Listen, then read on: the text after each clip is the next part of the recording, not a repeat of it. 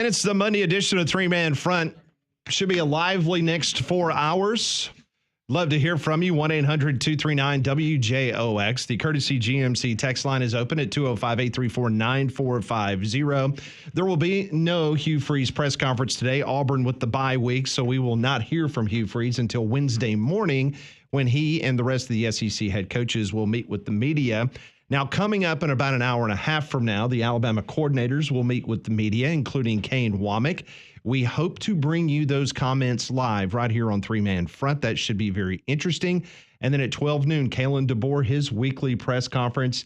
Definitely Landrum when we left here on Friday. I did not anticipate that we would come in here on this Monday and talk about Vanderbilt knocking off the number one team in America. No, and I had a good chuckle about it. I said, can you imagine going from having a signature win to losing to, I don't think you make the argument, good job by Clark Lee and Vanderbilt, but historically, at least in the modern era, the worst football team, worst football program in the Southeastern Conference, and we laughed it off. And then as we got into the game, you kept waiting. When is it going to turn? When is it going to turn? When is momentum going to go to the team that is more talented, that we believed going into the game, probably a little bit better coached? That was not the case. And for every positive thing that happened for Alabama on Saturday, Vanderbilt had an answer.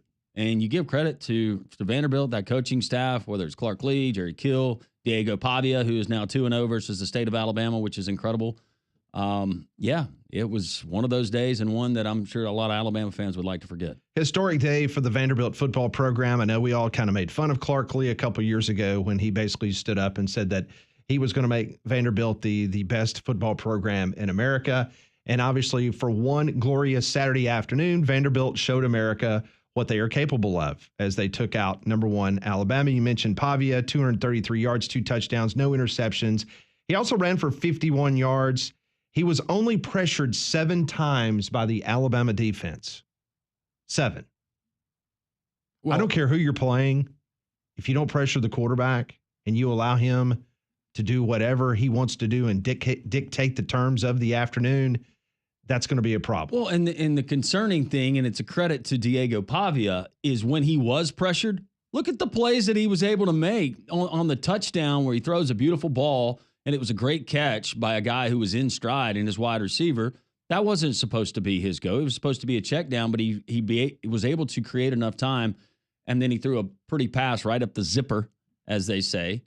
And it ended. It was just one of those days but I don't take anything away from what Vanderbilt did. No, you got to give them all kinds of credit. And like I said, every time that you thought, okay, Alabama's got this thing, Vanderbilt had an answer. And Conrad, I know for you, it was one of those days. It was frustrating. Like, is this really happening? Yeah, I mean, it almost, didn't seem real in the way that I guess other Alabama losses have, because it's Vanderbilt. But I think that's one of the craziest part about the game is what you were just talking about. Is it's not like you can go back afterwards and point to, okay, well, this miscue by Alabama here, this penalty here, this turnover here, oh, this 3-and-out here. It was just a long list of Alabama shooting themselves in the foot, when in reality it was, the offense played well. It was just the defense couldn't get Vanderbilt off the field. And I mean, outside of the, there's the one throw that Pavia had down the left sideline where it kind of went off the receiver's hands over his shoulder, and it would have been a difficult catch to make. But going back and watching the game again, that's really the only play for Vanderbilt that you went, they kind of left something on the field there. Every single time they took a shot against Alabama, they hit it and they executed, and they out-physicaled Alabama. And so it's, I think that's more of the concern if you're moving forward, is it's not, they had a great game plan, but they were also just bullying Alabama in the trenches. And that is the concern moving forward, is that defensive, really the defense as a whole, but that defensive front. And you were able to make Carson Beck uncomfortable a couple weeks ago, but you couldn't have anything for Diego Pavia. That's not good. Yeah, I even found myself kind of asking what the heck just happened. I feel like this was kind of the mother of all rat poison games, honestly. And I guess now I kind of see this as a very rude awakening for Alabama. And for me, the question is how do Bama fans, how does the staff, how does the team, how do they respond to a situation like this? Because you just beat the number 2 team in the country, Georgia, and then you get outplayed against Vanderbilt. And like Conrad said, the offense didn't look bad on Saturday. They actually looked pretty good, but the defense, they they couldn't get off the field. And one thing that stuck out to me was especially the defense on third down. I mean, I think Vanderbilt went, 12 for 18 on third down. And leading into the game, Alabama was number 2 in the country on third down. So I got a lot of questions, too, about the defense. I mean, they had no clue how to defend Vanderbilt. And they honestly they looked like they collapsed. And then the most text messages that I've gotten, and of course our text line is already buzzing this morning, is just Kane Wommack and just the plan.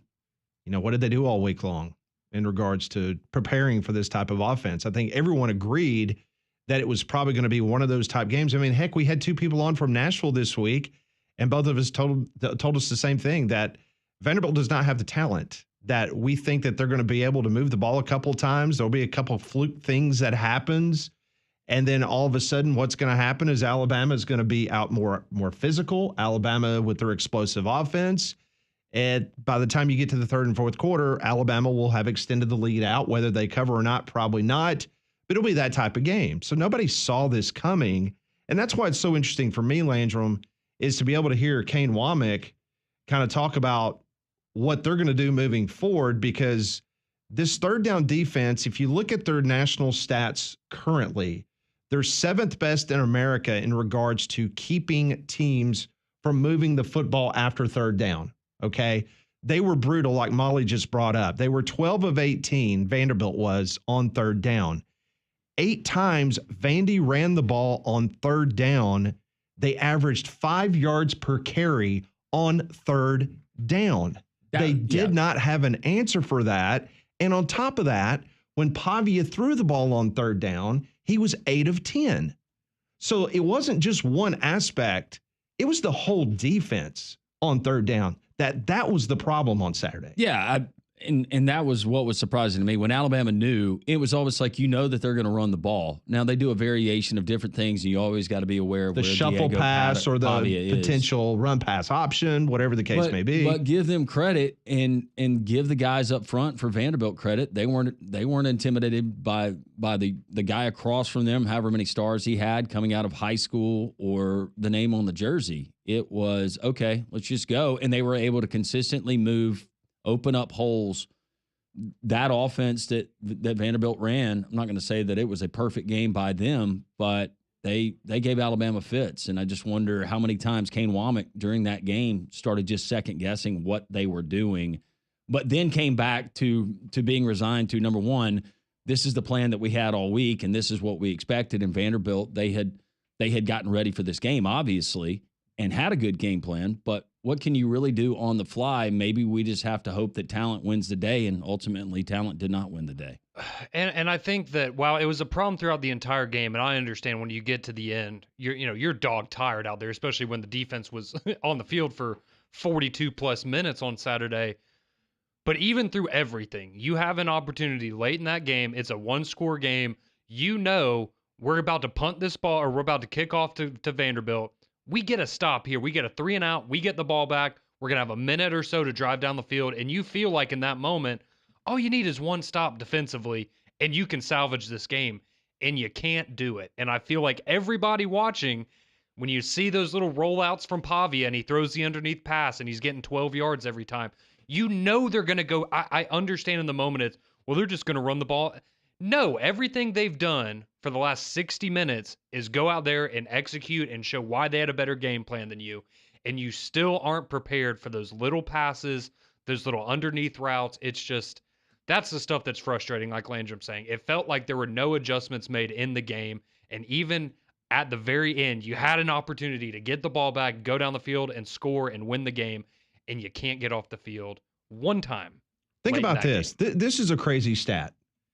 So the 4 previous games for Alabama, collectively in those 4 games, their opposition only converted on third down 11 times. On one Saturday afternoon in Nashville, the defense gave up 12, one more than they had given up the entire season. The Commodores ran the ball 53 times for 167 yards. Landrum, they were stopped for no gain or a loss just 4 times the entire game. 4 times. With a defensive front that made Carson Beck look like an FCS quarterback looking for a scholarship the week before. So just a crazy afternoon. We will open up the phone lines now at 1-800-239-WJOX. The text line, Molly's collecting texts. Landrum's getting texts as well to his computer. The courtesy GMC text line is 205-834-9450. Yeah, keep the text rolling in. We'll get to your phone calls, 800-239-WJOX. Let's go to Crimson Convict. He's up first. CC, what's up? Boys, I can't tell you what's up. I mean, I was just talking to Conrad. The highs and the lows from week to week, this is a little bit more than I can deal with, my friends. Understandable. So, well, what was, besides the loss, is there one thing that you looked at during that game and said, golly, if we'd have done that better? Or did you just talk it up to 60 minutes of just terrible? No. Look, man, the game plan that Vanderbilt had was run to perfection. I 100% don't believe that DeBoer had these boys ready to play. I think that the press clippings got in their heads. It was a letdown, and Vanderbilt just wanted it more, man. That's all there was to it. It wasn't a fluke, not by any means.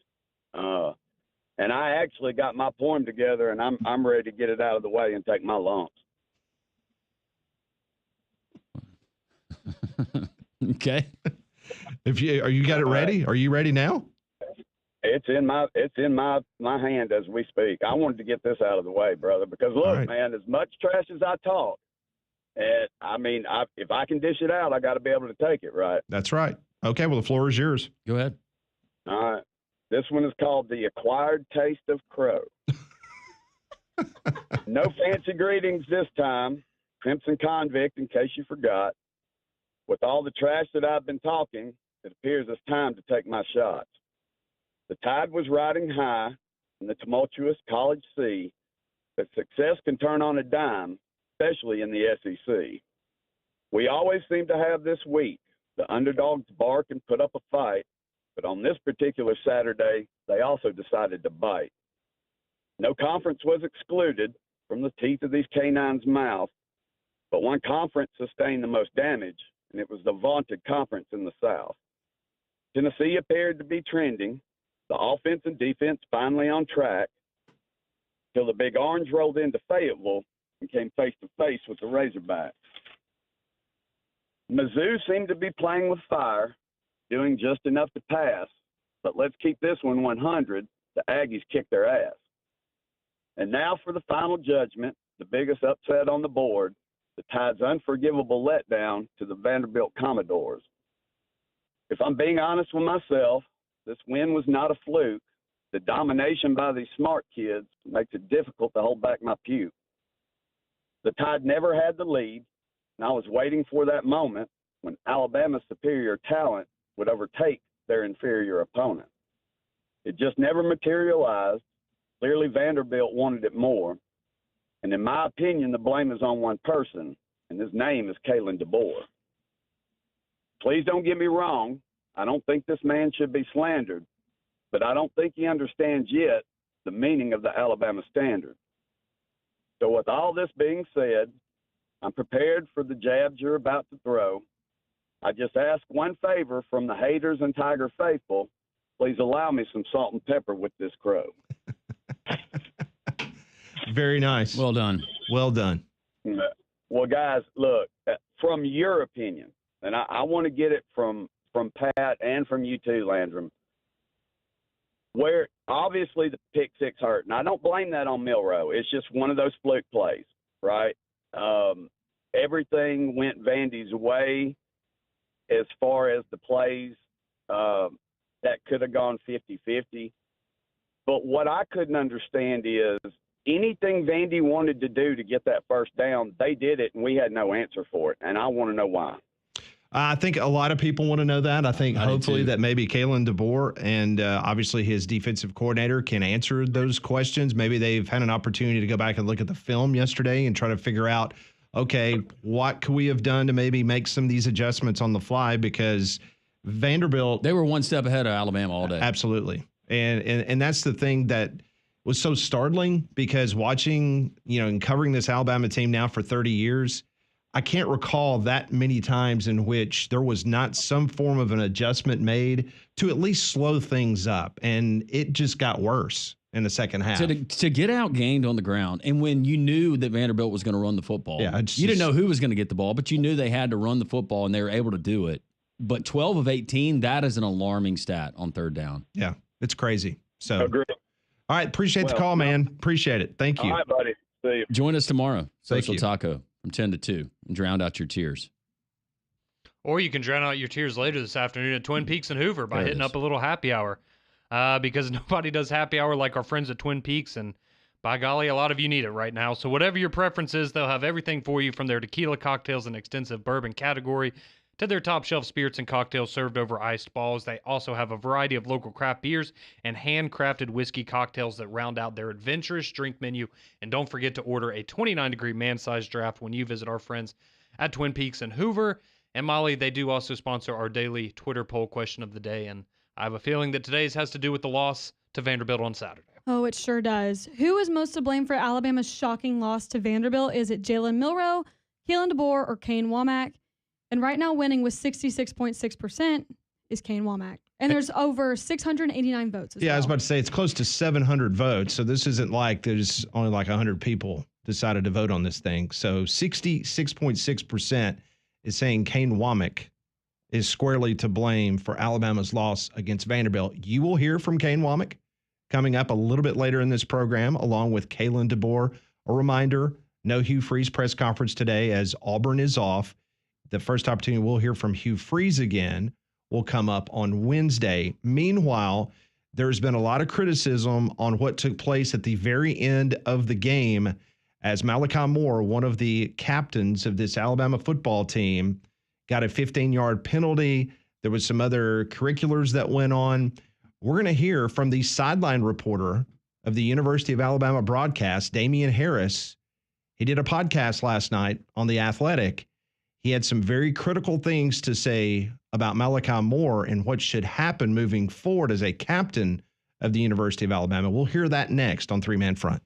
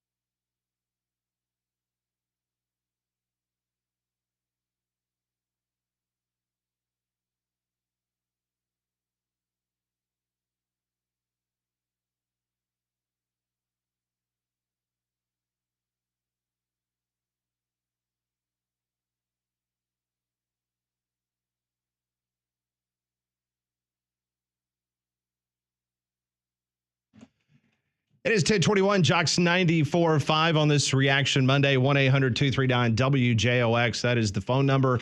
The text line, 205-834-9450. Damian Square is the sideline reporter. Damian Harris had accepted the job as the sideline reporter for Alabama. He's the one that had the pointed comments towards Malachi Moore. So we will hear what Damian Harris, not Damian Square, but Damian Harris had to say momentarily. Ever thought about what you do if a cyber attack, a database loss, or a connectivity issue hit your business? You need responsive, proactive, fast, reliable IT solutions to help your business grow and to stay safe from those cyber attacks. Great news, Evolve IT. They can handle all of your IT and protect your business systems with the most advanced cybersecurity tactics. Book an IT inspection. That's a $3,000 value. Absolutely free to you. Learn more at evolv.us. That's Evolve IT. So the aforementioned Damian Harris, the outstanding running back at the University of Alabama, won a couple of national championships for the Tide. I think he won 3 SEC championships under the Alabama Crimson Tide when he played for Nick Saban. He went on a podcast last night, and take a listen to what he had to say about Malachi Moore and this Alabama football team from Saturday. Number 13, Malachi Moore. Now, brother, I don't know you, but I'm not trying to disrespect you. But what you did last night on that football field was complete and utter bullshit. You are a 2-time captain, somebody who has your hand and footprint at Denny Chimes. Well, how did you show up yesterday? The only thing I remember seeing from you is slamming the guy's head on the ground unnecessarily, punching yourself, throwing your mouthpiece, kicking a foot in front, like not even in a way of like, okay, nobody's looking. Like, I'm bigger than the game. I'm bigger than the team. I'm bigger than this moment. Hey, everybody look at me. Look at how pissed off I am. Look at what I got to say about it. Let me pick up a ridiculous 15-yard penalty for literally no apparent reason. And you call yourself a 2-time captain? I can tell y'all what would have happened in the days that I was there.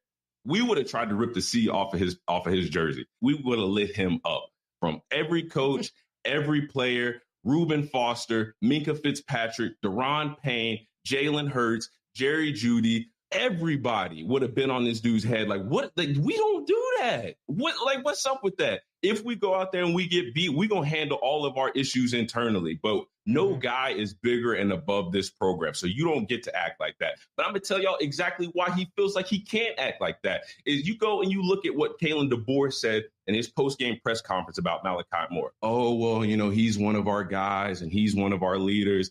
And yeah, we expect him to use this and only bring positivity for the rest of the season. Man, damn that. What's up with that? Nick Saban would have said that? No. That's bullshit. That don't help you win games. That does not help you control the talent and the level of guys that you've never coached before, guys that you've never had experience with at a program that you don't have. You don't know what it takes to win these kind of games. And you just come in here trying to be everybody's buddy. You try to be everybody's friend. Well, what does that get you? That gets you beat against Vandy on the road. That pisses me off because I got some hardware. It's because I was somebody that did it. I was somebody that lived it. I think a lot of former Alabama players probably have the same sentiment. I can just be completely forthright with this next statement. I've known Malachi Moore for a very long time. I called every single football game he played in high school. The family, outstanding family. This is completely out of character, what took place Saturday in Nashville. That's not forgiving that activity that took place at the end of that game. And so it will be interesting to see what his defensive coordinator has to say and what his head coach has to say. Now, right after the game, Kalen DeBoer was asked about Malachi Moore. Yeah, he was much better when he got in the locker room. The guy pours everything into what he does, doesn't make it okay, and we want to, be first class in everything we do. And, there's a lot of guys that are really frustrated. So, I think the key is that, we turn that frustration into, positives moving forward and make sure we remember what we feel here tonight. And remember that tomorrow when we show up, and Tuesday and Wednesday, and, all season long. And so Malachi, I'm 100% confident he will do that. He's, the frustration out there, again, comes from the work that he puts in, the belief he puts in. There's not a guy that, there's a couple guys that were critical from day one when I got here that put their foot down and believed in this place. And he's certainly one of them. And we are going to continue to believe in him, and he leaves it out on the football field, not just in every game, but every day when we're working out and practicing. He's very vocal. And we need him to continue to be that way. I'm not defending Malachi Moore at all. I do agree with some of what Damian Harris had to say about him being frustrated, but I think part of it, any loss would have been bad to stomach if you're an Alabama player, a coach, or a fan. And you can take this as an insult if you want to, if you're not an Alabama fan or if you're a Vanderbilt fan. But losing to Vanderbilt as the number one team in the country after what we just saw last week in Bryant-Denny Stadium and rolling up there and Vanderbilt being able to seemingly do whatever they wanted to do at times when they wanted to do it, it makes it worse and it makes it triple the embarrassment. So if that's disrespect towards Vanderbilt, guess what, Vanderbilt? You've earned it. Because coming into this season, Clark Lee, how many SEC wins did he have? 3 over 3 seasons. So that's what makes it worse. So I'll start by saying this. I think bare minimum. Do you agree with that statement? Yeah. Oh, yeah. No, I certainly think that makes it worse. And it is, I mean, that's the most embarrassing loss that Alabama suffered in my lifetime, in my opinion. My problem with that is, starting off, I think bare minimum you have to suspend him for this next game. I really do. I think that is unacceptable. He's a team captain, and you have a lot of young guys on that team, and especially in that secondary. So you think the team should suspend him for a game? Yes. Those actions are absolutely indefensible, and I understand what Kalen DeBoer is doing, and he's trying to have that his back, and part of those comments I do agree with, but at the end of the day, I don't care if you'd missed what happened on the field. You need to go back and look at the film to really identify what he did, because you were missing it and the bonanza that was going on that field at the time. But you have to come out and you have to nip that in the bud immediately. I don't care what he did, but that is unacceptable, and that is not representative of our character and our team. And I don't think he's a bad guy. Like you said, I've never heard anything bad about him or his character. But that doesn't mean that that's acceptable because, oh, well, he hasn't let this happen before. No, you're better than that. And you are a team captain and people look up to you. And that is not how you respond to frustrations. And, it's all fun and games when people are able to be relaxed and be able to go out there and have fun and there's not as much pressure. And that's fine. I don't think there's anything wrong with the way that Kalen DeBoer has led this program. It's just the problem of, okay, when people are handling their business, let them do their thing. But when they're not handling their business and they're acting like that, I think you have to call it out and you have to send a message to the rest of the team that this is not how we carry ourselves. 800-239-WJOX. Our next caller, he called in with a prediction that Vanderbilt would lose the game 18-15. We had a good chuckle about that. Chris, welcome in. Well, good afternoon, gentlemen. I think I might be the only one to say this. Roll Tide, even when you lose, So Molly, would you do me a favor? Would you do me a favor? I'll let you decide. Should I do the victory lap and say that I told you so, or should I just let Landrum and What did you tell us? What did you tell us besides that Vanderbilt would lose by 3? I told you these. I told you that this will be a fight, and you guys laughed it off, ignored it. Hell, I said early this season that Vanderbilt was an actual threat, and well about it, and now here we are. It's like, guys, it's a good thing y'all brought up Damian Harris's monologue about this, because it's a point in that I want to bring up, and I hope that everyone listening on me finally for once and hear me out when I say this. What is the standard? We have a new coach, new players, new young players. Even Saban in the media days earlier this season said the weakness on that team would have been DBs being their youth. What is the standard? We have to establish what the standard is before we can find out what this team truly is capable of, and we should lower our expectations and not think just because he can inherit Saban's leftovers that he should be the world beaters that they can look like at times. It's what defines it is who we are, what are we trying to accomplish, and what are we looking forward to each weekend, which outwork yesterday mentality. Like, just because you managed to beat and barely beat Georgia last week shouldn't mean you just waltz right in and Knoxville. In Tennessee, and this thing is just going to be a cakewalk. And I did say early in the season that they were a threat, and they can win 6 or 7 games. Kentucky could be a late playoff. I've been on this train since the beginning of the season started, and here we are now. Tell me why I'm wrong.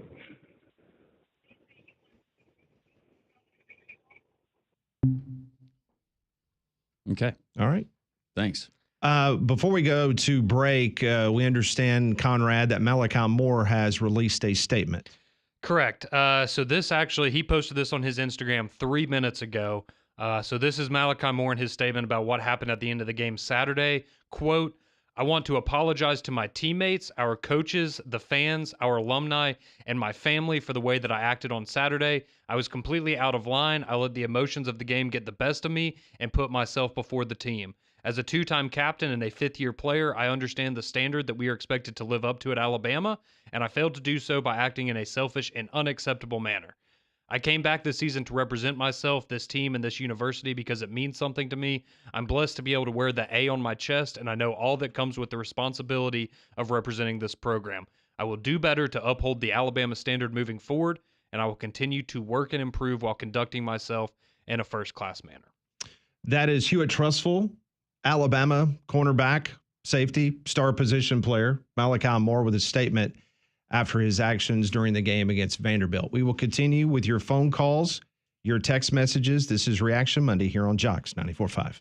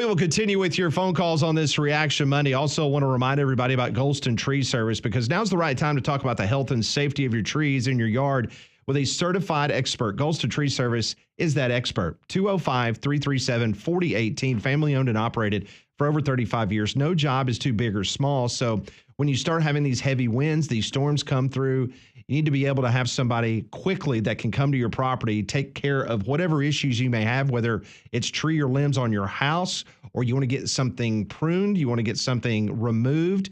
They can take care of all of that. 24-hour storm work is available. Golston Tree Service, 205-337-4018. Been in business for over 35 years, serving Central Alabama. 205-337-4018. We'll get back to your phone calls here on this Reaction Monday. A lot of reaction, obviously, to Alabama falling to Vanderbilt in Nashville. Let's go to Robbie. He's in Birmingham. Robbie, welcome into Three Man Front. Hey, good morning, guys. First of all, I want to say back to our poet earlier. I don't know his name, but man, just what a talented guy. I thought I was listening to Robert Frost there for a second. I mean, really, he just kept going. I'm like, dang, that was a good one, but just shout out to him. That was awesome. And then what Conrad said a few minutes ago, man, I could not, obviously playing college football myself, could not agree with him more. I mean, one thing I did not hear in that interview with Coach DeBoer was, I'll handle this. He has to be the one to address it. Oh, we hope he's going to do well the next game. We hope he's going to improve as a person and player. But dang it, that's DeBoer's team, and he has to take the bull by the horns of that, or that doesn't happen again. I agree, by suspending him or doing some type of penalization that's going to help teach him a lesson. And then if he does it again, then you got to really lay the hammer down, right? I mean, that's called improvement. And so, and to be honest, a little shot the week going into the Vandy game, no one was really talking about it being a quote unquote trap game. I think given the season that Vandy's had up to that point, should have been considered that. And I put that on the coach, to be honest, to help your team refocus after a big emotional win like Georgia. You got to really hone in the little disciplines in practice, and being class on time, or just doing the little things, right? That's what Coach Saban was all about. And I don't hate to reference him because I don't want to look in the past, but he has set the standard, and I think you've got to learn from the best. And so I hope they do that this week. I hope they come together as a team and don't bicker against each other, offense, defense, because I think Milroe definitely, when you score that many points, you better win the game. And it's just time to improve. Thanks for the phone call. Appreciate that very much. We'll continue with your phone calls. Let's go to JT. He's in Jasper. JT, welcome in. Guys. I've literally been an Alabama fan. I was sitting here thinking on over 50 years. So, number one, I'm an old dude, old man. So this may sound like old man talking. But I've lived through losses. I've lived through upsets. I've lived through bad losses. This one was a bad loss. But here's the two things that sticks out about this that makes it a worse than a bad loss is the defense for the last 6 quarters has made no adjustments to what the offense was doing. Now, last week against Georgia, the second half, Georgia's playing 4 downs instead of 3, and I know that completely changes the dynamics of the game. I get that one. But there was nothing Alabama did through 4 quarters Saturday to adjust to what Vandy was doing. And say what you want about Kevin Steele, last year in the second half, Alabama shut down offenses, powerful offenses, Ole Miss, Tennessee, LSU. So they made adjustments. And if Alabama had just made some type of adjustment Saturday, they could have won the game.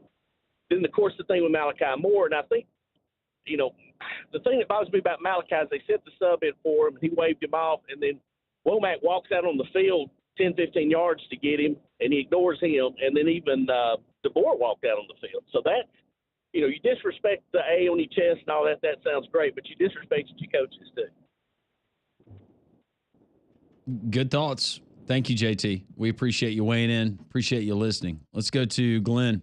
He's in Denver, listening on the Jocks 94.5 app. Hey, Glenn. Hey, guys. Hope you're having a great Monday. It's been eventful for sure. How are you? Hey, I'm doing great. I know Bama lost, but hey, I don't want to overlook what happened. My family's in great health. We're doing wonderful, so won't complain about that. Good. I would. I love Conrad, and he and I talked a little bit.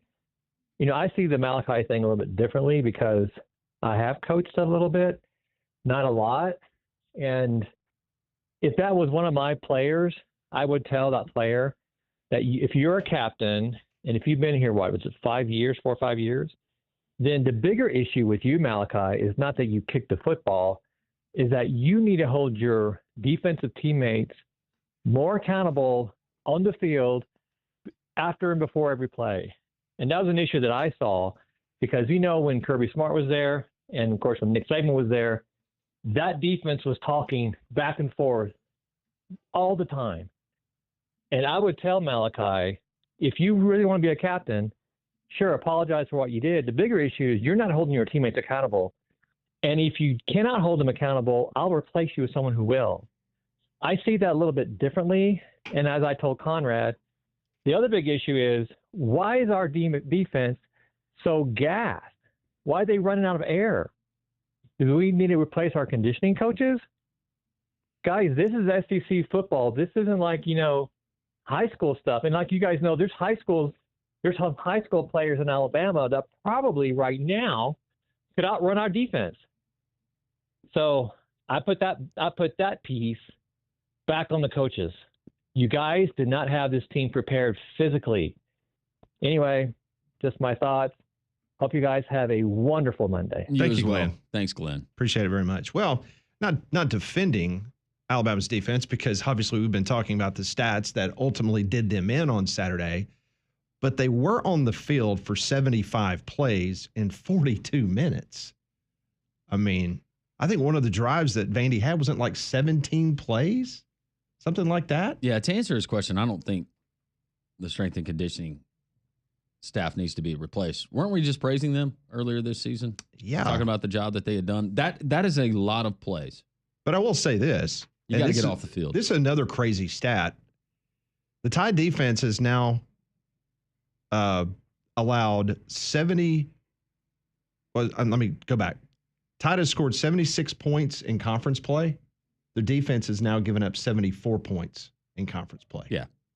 So you're +2 on the points with this outstanding Alabama offense. Well, and this is the text line, and we'll get to your text eventually. We'll continue to take your phone calls. You're taking time to chime into the show and give your thoughts. But by no means am I deflecting any of the blame or the criticism that should go to the guy who is in charge of this program, and that's Kane Wommack. Or not Kane Wommack, but Kalen DeBoer. Now, Kane Wommack, you can point to him and say more adjustments and all of that. But ultimately, it is up to the head coach and Kalen DeBoer in making sure that all of those things are buttoned up. So Kalen DeBoer is not getting a pass in any of this. Yeah, and enough with the stupid, little sideshow, little rat traps in the football facility. That was cute for like 5 minutes, but it's. And you can say it, and we brought it up on the show. We had a discussion. How do you know that your team is actually buying in and taking what you're saying seriously? You're right. You can throw out all the gimmicks that you want to, all the extra stuff, but making sure that your guys are ready to go for 60 minutes. That's your job. And whatever side, you're most of the time, 99% of the time, with the exception of the report that we got Florida week a few years ago with Alabama, you're going to get, we had a great week of practice. Sure. You're going to get, yeah, our guys are engaged. 24-hour rule. We've moved on. We're ready. Yeah. Didn't they have a get together on early last week, and it was some of the older guys saying, "Hey, we're going to have to go up. We're going to have to." But those words they fall hollow when you go out there and you don't do it. And I think that there's plenty of blame to go around, but ultimately, Kalen DeBoer, he has to shoulder the brunt of this blame. Full phone bank. Text line is busting at the seams. We'll get to all of those next on Reaction Money. This is Jocks 94.5.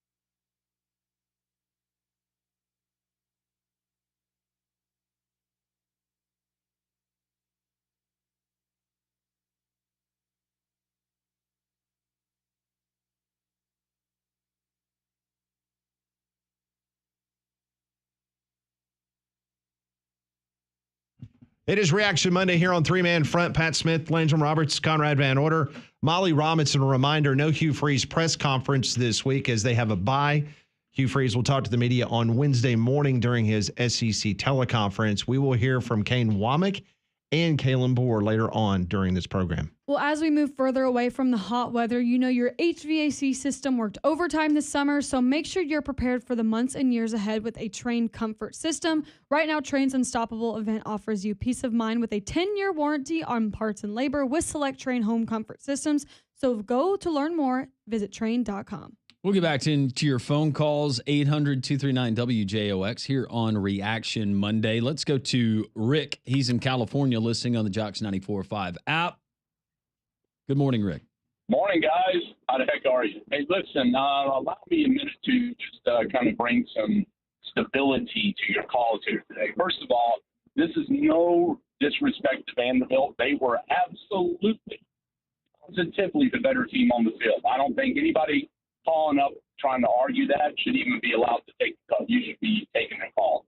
So having said that, number one, at the beginning of the season, when I'm looking at the roster and the coaching staff, number one, you got all new coaching staff, okay? You have a whole new defensive coordinator, offensive coordinator, new schemes.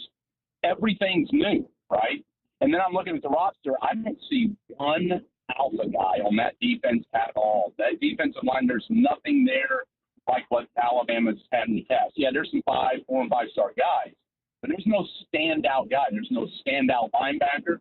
The DBs are all freshmen, young guys, nobody there standing out. That defense, I looked at, I said, this is a 3-loss team. There's no question. I'm looking at the schedule. I had Alabama 9-3. Now, I did not have them losing to Vandy, but I had Alabama 9-3 and on the outside or right on the borderline of the playoffs. And this is, I don't care what anybody says, and I'm going to sound negative here. This is not a playoff team, guys. It's just not. It's not a team that, even if it does, the number one ranking was mirrors. Even if it did make the playoffs, it's one and done. I mean, it's that simple. The defense is just not there. And that's not blowing up DeBoer or Womack or anybody else. They just don't have the Jimmies and Joes on the defensive side of the ball this year. Can you imagine if they would have kept Isaiah Bond and you have Bond and Williams on both sides? The offense was what was going to carry this team. They lose their number one defensive player. Caleb Downs was the best player on that defense. He would have been the guy to come back and steady that defensive backfield. The defensive backs would have played much better. Moving forward, this is only going to get worse before it gets better because the talent's going to be better. You don't fix everything that was wrong. And let's face it, that was one of the worst defensive performances I've seen in the 6 decades I've been watching Alabama, including the bad season. 12 out of 18 third down. Well, I mean, it's atrocious. And then on fourth down, what was it? 2 weeks ago, was Georgia like 5 for 5 on fourth down? 5 for 5. These are issues. Yeah, these are issues that the personnel just doesn't fit with this team. And I'm going to tell you right now, DeBoer will fix it. This guy can do the job. He needs to make some adjustments. It won't be this year. 3 years, I'm saying Bama will be in a title game. But it ain't going to be in 2024, guys. It's just that simple. There's too many things, too many issues on the defensive side of the ball. They're fine on offense, even though I think Milroe has moments where he completely looks like he's lost his quarterback. But other times he looks unbelievable. We've all seen that against Georgia. But make no mistake, there's issues here that go way beyond Vanderbilt. Vanderbilt was a better team on the field Saturday. I don't care what anybody says. Thank you. Appreciate the phone call, Rick. We got to get to other phone calls. A lot of people patiently waiting. Let's go to Gordy. Gordy, welcome in. Hey, guys. Hope y'all are doing okay today. Yes, sir. I wanted to kind of talk about Coach DeBoer's, clock management. One of the, it's hard not to compare and contrast Coach DeBoer with Coach Saban, especially being the retirement so fresh, and we're still early in the season. But, I think we all saw it in the Georgia game, kind of the second half. I think Alabama's up 12 points. There's 7 minutes to go, and we're snapping the ball with 27 seconds on the play clock. I'd hope, hey, maybe that was just a one-game thing. I don't know. But, even in the Vanderbilt game, the time of possession for Vanderbilt was, I think, more than double the time of possession for Alabama. And, some of that, if your offense is 14 seconds or they're going 3 and out, you're not really getting the defense a lot of rest. I'm not crazy about the in-game adjustments. I don't really know if there have been any, but my question to you guys, is this something that he did pre-Alabama? Is this something he's kind of known for? What are your thoughts on that? In regards to history, no. Thanks, Gordy. I mean, there was not anything that would point to a trend in regards to Kalen DeBoer. But you go back to that Georgia game. I mean, Georgia had 80 yards. Let's see here. No, they had more than that. They had 91 yards of offense in the third quarter. But in the fourth quarter, they had 275 yards against Alabama's defense. 275. And you look what Vanderbilt did the other day during that fourth quarter. I mean, it goes without saying that these guys put together I think about 127, 110 in the third quarter. So they put together almost 250 yards in the second half alone against Alabama. And Alabama had plenty of opportunities to stop them and get the ball back. I was going to ask Conrad quickly. I know we've been talking about Malachi Moore, one of the captains, and he has released a statement this morning apologizing for his actions. I was curious, did you think it was a bad look for Jalen Milroe to be sitting on the bench when his defense needed to get a stop, and instead of one of the team captains being up in the white rooting on the defense, that he just was lounging back on the bench, just basically doing much of nothing, not looking at film, but just sitting there and not rooting the defense on? Did that bother you at all? Yeah, no, I agree with that. I think overall there just seemed to be a lack of fire and a lack of accountability, because even like going back to Glenn's call, you just didn't really see other people, like players, getting in other players' faces, right? Like you would see that in the past when especially they're late in that game, you literally need 1 3 and out to get the ball back and have a chance to win. And it just didn't seem like there was that energy on the sideline of people getting ready. So yeah, that was a bad look from Jalen Milroe as well. And you could tell it was a little bit of him pouting and going, well, we're doing our job on offense, so why aren't y'all doing your job? No, you win and lose as a team, brother. More of your phone calls as we approach hour number 2. It's Reaction Monday. We give you the platform to verbalize your frustrations. 3-man front, Jocks 94.5.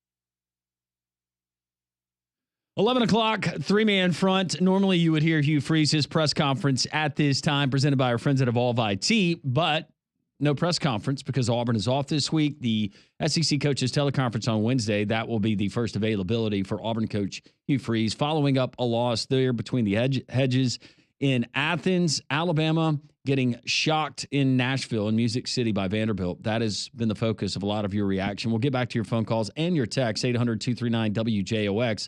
Also 205-834-9450. From daily exercisers and youth athletes to elite professionals, UAB Sports and Exercise Medicine treats everyone with the same level of exceptional care. With board-certified professionals, state-of-the-art imaging, and injury prevention programs, their comprehensive team is here to keep you in the game. Visit uabmedicine.org/sports, or you can call 205-8339 to make an appointment. UAB Sports and Exercise Medicine, knowledge moving medicine forward. 205-834-9450. That'll get you on the courtesy GMC text line, 1-800-239-9569 if you want to call in. And, well, Landry, we kind of joked about it over the weekend, but certainly a lot of reaction today. The most active reaction Monday of the season so far. Yeah, unsurprising. You would expect it after anybody Alabama loss, but this one coming on the heels of an impressive performance against Georgia, where you knock off a rival inside of your stadium, the atmosphere, and what we thought we were going to get, and then nobody seeing this coming with Vanderbilt. And give them credit. That's what you do. Give them credit. That team was ready to play football. And Alabama was not. Yeah, for whatever reason, they beat Alabama squarely for 60 minutes. Let's go to Gary. He wants to chime in. Gary, what's up? Hey, good morning, friends. Good morning, glad friend. Glad everybody's there and healthy. And I know there's some hurt feelings going on, but the sun will continue to shine. I was scrolling through my social media, just checking in on my other Alabama friends, and most of them, blaming DeBoer, blaming Malachi, blaming quarterback, anybody they could. The only thing I could tell them is, and I'm quoting, I said, "Welcome to the SEC, Coach DeBoer. In this conference, we beat the hell out of each other. And sometimes baby brother wins." That's true. But that's probably not going to be very much comfort for your Alabama friends, because it was. No, it's not going to be comfort. Let's be honest. Number one, it's Alabama, and there is an expectation there. And then after what I just said, you beat a Georgia team, and then you roll in, and Vanderbilt of all teams. Clark Lee, coming into this season, had won 3 SEC football games. I realize he beat a Virginia Tech team. I get that. He played Missouri close, but they won that football game fair and square. No flukes about it for 4 quarters. They owned Alabama. They did. Sure did. And if Molly's still listening, I would like to see her put an E on the Jock's Twitter poll for reasons they lost or blame who lost. You can add Nick Saban on there for the comments that he made. He tried to be respectful about Vanderbilt, as he said, but he said basically, and I'm paraphrasing, correct me if I'm wrong, that it was easy to win in Vanderbilt. The only place you play in the SEC that's not hard to play is Vanderbilt. Because when you play at Vanderbilt, you have more fans there than they have. And that's no disrespect to them. It's just the truth. When we played in Nashville, we had more fans, Alabama fans, than what they had Vanderbilt fans. There you go, Gary. Well, this is true. You could see that by when the field was stormed. That field wasn't full. No, it wasn't. No. And he was right. There were more Alabama fans than there were Vanderbilt fans, for sure. I mean, just think per person that rushed the field, they got charged $100,000 by the SEC. That was a lot per person, because there wasn't a lot. And here's the thing, and we talk about, and you're against the field storming, Pat, but if there was ever a team or a program that deserved to rush the field, it was that one, and that win. This is true. And I hope they have a spare field goal to put up, too, because I think the other one's in the river. They fished them out. They got them out of the river. Okay. Gary, thank you for the phone call. I mean, thanks to Alabama. Alabama is polluting more rivers in the state of Tennessee because what happened in Knoxville a couple of years ago, and then now, obviously, the Cumberland River there in Nashville. Yeah, but think about the fish habitats. After several years of the algae and the stuff that grows on those goalposts, just think about you could be creating habitats for good fishing holes. Just imagine you're, walking out a honky tonk or whatever, and you just see people parading down Broadway with the goalpost. What's going on? That's the best part about it, is there were more people that were probably confused about what was going on than people in the actual celebration from the game. Yeah, what is going on over there? What? Wait, something happening? We had a game today? Wait, what? Let's go to Greg. Greg, welcome in. Good morning. Good morning. Morning, gentlemen. Hello, sir. Let me get y'all off the Bluetooth. Have I got you? You got us, yes. All right, so a couple of things. If you haven't seen the SEC shorts yet, go watch it. It's hilarious. Okay. You can't give up, what was it? Basically, they were 66% on third down conversions. Yes. Mm-hmm. Yep, and basically the 66% of the time, too. So there's just no way you win a game when you're giving up that many third down conversions and you have that much of a discrepancy with the time of possession. So Alabama overlooked them. So, I mean, it's just disappointing. Auburn is disappointing. I hope Auburn pulls it together. I want them to be undefeated every year we play them. So I've got a question and would then like to hear some comments, and I'll hang up. On the 4th and 1, I've seen an image, a couple of images actually, where it looks like it's pretty obvious that one of the wideouts was lined up offsides. Yes, that is correct. Mm-hmm. And then I hate West Coast games, and I really despise Miami. My first Alabama game back in, I think it was 77 at Legion Field, Alabama lost to Miami, I believe it 7-0. I'm sorry, that was Notre Dame. I just hate Miami. So I went to bed Saturday night with a little bit of a smile on my heart after what happened to Alabama, because Cal was just stomping the crap out of Miami. So then I wake up Sunday morning and voila, 21 points in the fourth quarter. Well, Miami has been blessed by some wonderful officiating in the Atlantic Coast Conference. Well, the clock hasn't struck 12. I mean, that team, they've been resilient. They've been the cardiac kids in the way that they've won at least their last 2 football games. Yeah, well, so what we end up with 4 out of the top 11 losing, and if Miami would have lost, it would have been 5? 5 out of the top 11 lost, and 4 out of the 5 lost to unranked teams. Yeah, crazy. Carnage. So, well, love what y'all do. Keep it up. Thank you. Appreciate the call. Appreciate it, Greg. Let's get back to your phone calls. Let's go to Robert. He's in Greenville. Robert, welcome in. Hey, gentlemen. How y'all doing? We're doing okay. Hope you are. Yeah, listen, first of all, this is disappointing, heartbreaking loss for Alabama. I mean, I feel like the biggest mistake they made was playing man coverage against this offense. This was at this split zone. The split zone option offense that they were running, and this is the first time that Alabama's seen option offense all year, and they played 2 spread and 2 pro style offenses. And not only that, Vanderbilt had a week off to get ready. I can't believe it's been almost an hour and 15 minutes, and that has not been mentioned yet. I think that really, really hurt Alabama, because they were having to go all out to win the game against Georgia for 4 quarters the week before, and Vanderbilt, not only that, but the officiating was not very good in this game. If the Vanderbilt receiver was offsides, you got to call that. I could go through numerous examples what happened, especially in the first half. But here's the bottom line, okay? The season is, and I know this loss hurts. It hurts everyone who's an Alabama fan in this state or across the country. But the season is not over, by no means.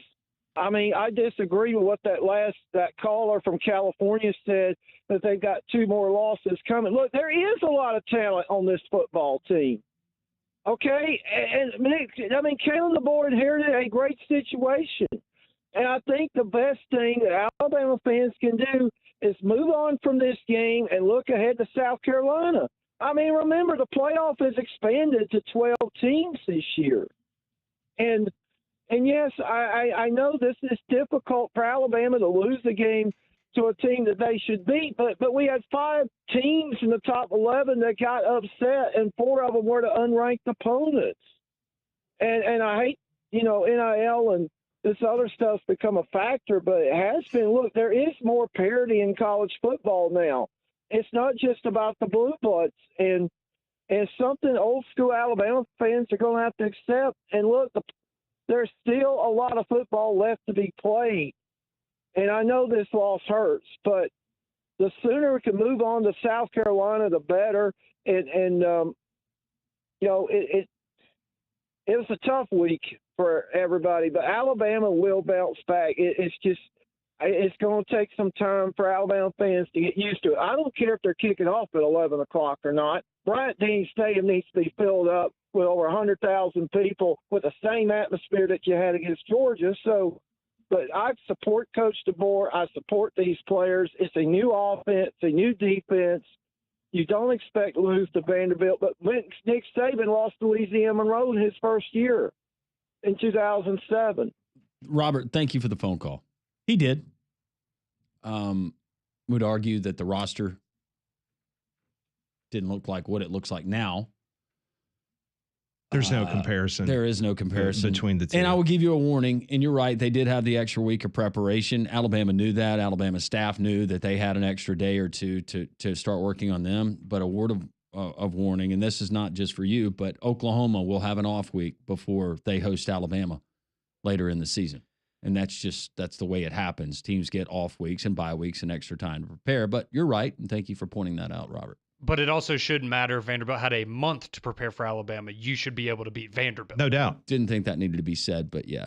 You're right. Speaking of the crowd, and these 11 o'clock games at Bryant-Denny Stadium, Alabama has always, even under Nick Saban, they have played with a malaise, especially when you play a conference game. And I take you back to last year against Arkansas, which was a homecoming game. And Alabama was very fortunate to get out of there with a win against Arkansas. Played very poorly. I want to take you to some comments after the Georgia-Auburn game. This is Kirby Smart. And for the first time since he has been the head coach of Georgia, you're about to hear him pull a Nick Saban. Listen to these comments he had to say about his own fans and their lack of energy in the South's oldest rivalry game against Auburn. It was a great victory for Georgia. Tell you what, it was hot out there today, Shock. And if anything, to be honest, I'm a little disappointed. And I'm probably disappointed in our fans for the first time that I thought there was, a lack of really affecting the game, crowd noise-wise, passion and energy. And, hey, it was hot, but our players got full pads on, helmets, pads, and it's hot out there. And they're pushing, trying to have a home field advantage like we've had when we've played against teams. And I can't get crowd noise. And that's frustrating for me. So I just be honest about it. I think we got to do a better job as fans. And I know I got to do a better job as a coach, but we need these fans to support us, and these players need them behind them. Pretty interesting. Yeah, it is. Kirby Smart calling out the Georgia fans, kind of like what Nick Saban did numerous times when the Alabama student section. I mean, at one point, Nick Saban was threatening to take away some of the student body tickets that were allocated because the students would come, they would take their selfies, and they would disappear. And they go back to the fraternity or sorority house, and they would not pay attention to the football game. Now Kirby Smart is calling out the entire stadium, not the students, but the entire fandom of Georgia football for not showing up vocally against Auburn. Well, and on the flip side, they didn't view Auburn as a threat to come in there as a 21.5, whatever it kicked in the Vegas spread. I understand where he's coming from, but also it was a hot day, and sometimes it's hard to have that passion, especially after coming off a disappointing loss in Tuscaloosa the previous weekend. Let's go to Don. He's been waiting for a while. Don, what's up? Hey, Don. Hey, guys. How y'all doing today? Doing well. How are you? What did you think about the games this weekend? Well, buddy, I was totally shocked about the Vanderbilt game. I did watch that. I watched it with my Tennessee friend, Constance, that comes out to see you guys, and she said to tell you hello this morning. I knew you guys were going to have an eventful show. I knew that. But I got a Vanderbilt question for you. Did Jerry Keel and all the several New Mexico State coaches plus two players, didn't they go to Vanderbilt with the Jerry Keel, the head coach of New Mexico State? That didn't him and the offensive coordinator from New Mexico State go there to help Clark Lee? I believe that is correct. I don't know how many staffers, and I know Diego Pavia, he's certainly there. He made a little bit of a difference. Yeah, us Auburn fans know about him. I can tell you that. That kid is a gutty football player and everything. But the play calling for Vanderbilt is what I thought was just amazing. Everything. I know us Auburn fans, we got our own problems and everything. But today, with the topic of the show, it's about Alabama, and I completely get that. But Conrad, buddy, y'all got, in my opinion, Alabama can lose one more game and still be all right. Yeah, I mean, the season's certainly not over. They're just, this is something where 2 months from now, we'll either look back and laugh and go, that was the humbling loss that they needed, or, we're going to be staring at multiple losses and, looking at a wasted season. And you're right to bring that up when it comes to college football playoff. Here's the difference in Ole Miss in losing to Kentucky at home as opposed to Alabama losing to Vanderbilt. Alabama has some really quality games coming up where you can continue to improve that resume. And, oh, by the way, they have a win over the Georgia Bulldogs. Yes, they do. That's the difference when it comes to comparing resumes and what a 2-loss Alabama team will look like versus the rest of the contenders for the college football playoff and Ole Miss. Now, Ole Miss, they'll get credit for that win over South Carolina, but how much credit are they going to get by the end of this month when we have our rankings and they start discussing that? I don't think that's certainly not going to equal a win over Georgia.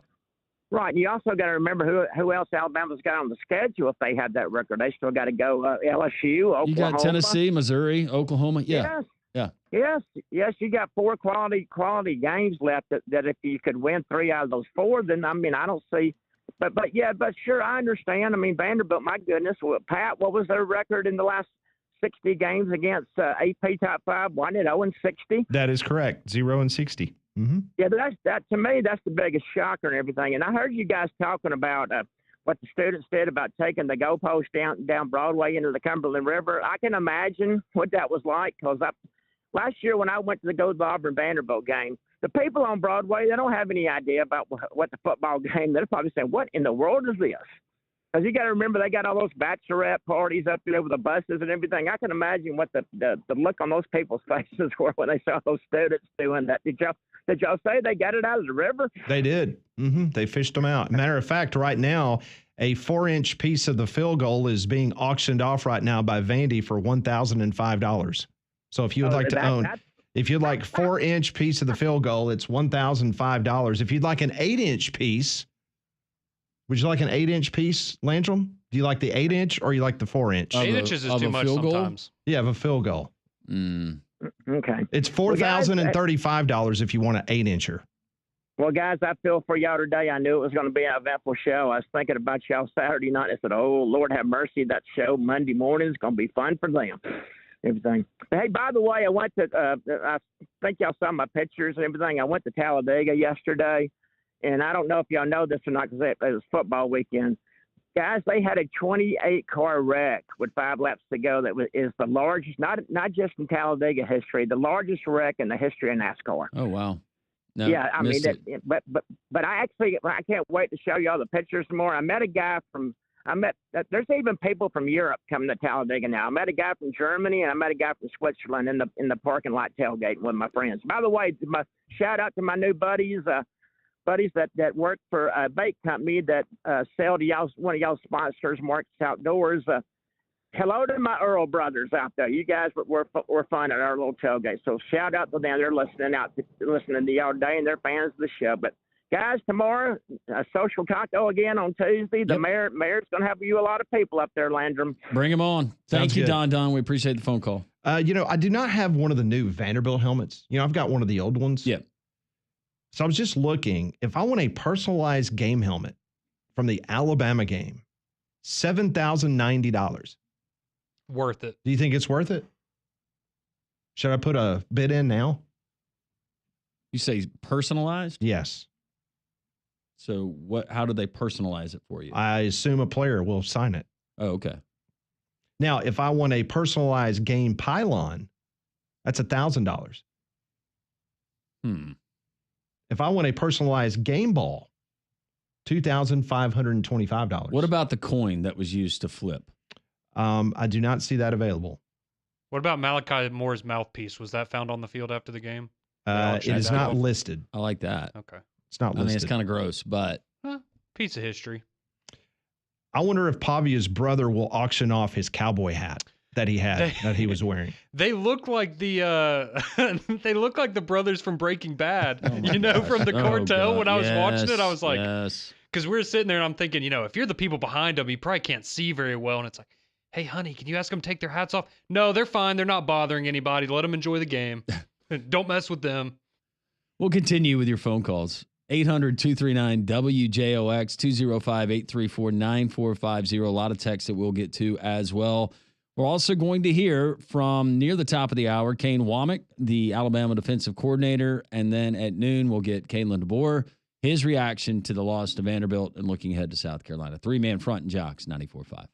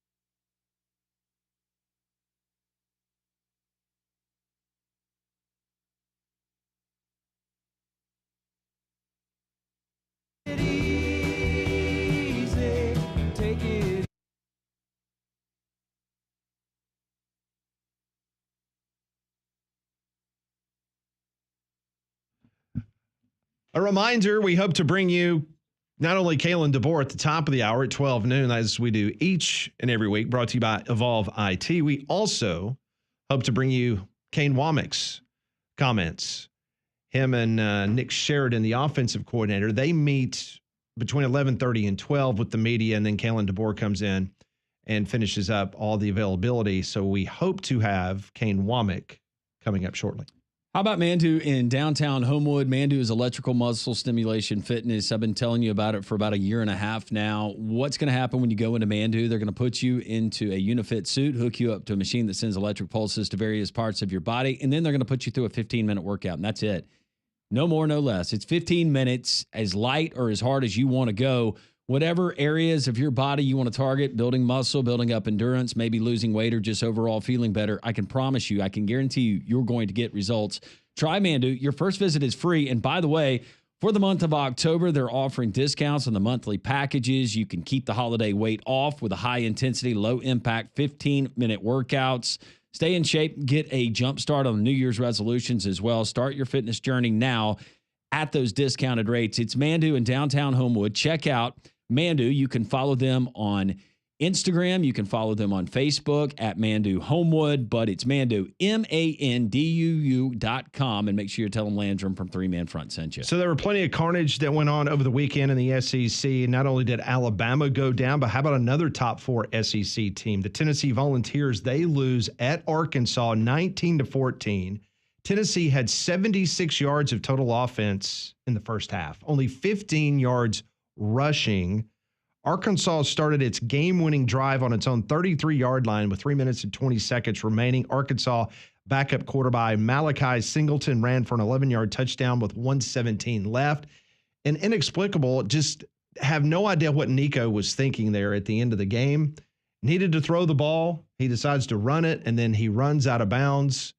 And the $8 million quarterback gets saddled with a loss as Tennessee loses to unranked Arkansas 19-14. And to think about Sam Pittman going and winning at Auburn, then knocking off a top 4 opponent in Tennessee, I would have to think, Landrum, that maybe Sam Pittman is squarely off that hot seat. Not only that, but going to Stillwater in a game that you should have won. I don't know if that helps, but a game that you should have won, that you were in command of for much of the game, and you lose that game in overtime.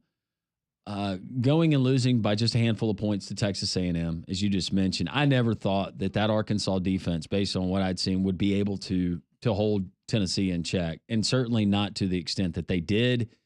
You got to give him all the credit in the world. Give, whether it's on the defensive side of the ball, T-Will, a tremendous amount of credit. I thought the offense was just good enough, just as good as it had to be. And now that October 19th matchup, Alabama and Tennessee, Tennessee playing at home, they've shown to be a much different team there, but it shapes up to be a lot more interesting, maybe even more favorable if you're an Alabama fan, just thinking about it. But now Tennessee with a loss, Alabama with a loss. Maybe we get the epic showdown that we thought we would get, Conrad, prior to the start of the season. Yeah, not that that'll necessarily, well, I guess we'll see how it goes this weekend. But I wouldn't expect it to be a playoff elimination game. Now, if one of these teams loses this weekend, then it will be. But, you can probably survive a loss in that game on either side of it. But it will be a big momentum push for either team to kind of get back in the good graces of the College Football Playoff Committee when those rankings do come out next month. One thing's for sure, and I know Don brought it up, and I've looked at a lot of analytics over the weekend after Alabama's loss, and despite their loss to Vanderbilt, and Landrum, you hit it on the head, the win against Georgia is going to go so far for this Alabama football team. As of this moment, there are 6 teams with a 80% or better chance of making the college football playoff: Ohio State, Oregon, Texas, Georgia, Penn State, and Alabama. So even though they lost in Nashville to Vanderbilt, according to multiple analytics, Alabama is still squarely in the college football playoff as of this moment. 6 teams have an 80% or more better chance. Meanwhile, Miami, after that wild comeback, is above 75%. The 8th team is Ole Miss at 53%. So that's what you're looking at currently. But that is going to go a very, very long way for Alabama getting that win against Georgia. Yeah, certainly will. We'll continue with your phone calls, 800-239-WJOX here on Reaction Monday. Let's go to Bama Hater. Bama Hater, welcome in. What's up, guys? Y'all doing all right? We're doing okay. How are you? Oh, man, I can't complain. Let me send a nice little message to Robert.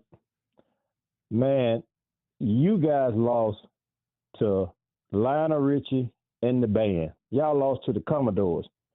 And Alabama, when has Alabama cared about how much time Vanderbilt had to prepare for them? Never.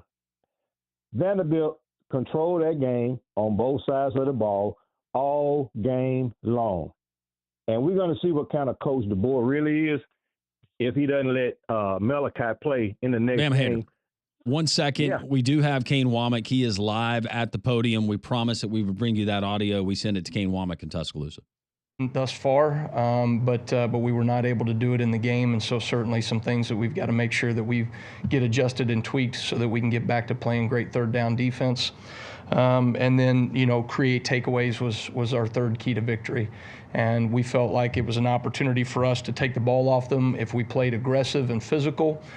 Credit them. They did a great job of taking care of the ball and still having an aggressive mindset in certain downs, and they managed the ball and the clock really well. So when we don't get any of our keys to victory done and we don't play with Bama fundamentals, that ultimately falls on me as the defensive coordinator.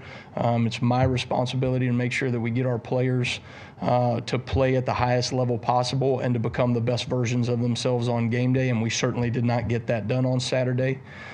We are all have an urgency to get that cleaned up and to get that better moving forward. I thought the guys had a really good demeanor yesterday as we met with them. I thought they had the right mindset, very workmanlike, ready to get back to work, challenging each other, challenging themselves, had really great conversations with our staff, had really great conversations with our leadership on defense in order to make sure that we're giving the players the things that they need to be at their best on game day. So credit them. They played with an edge.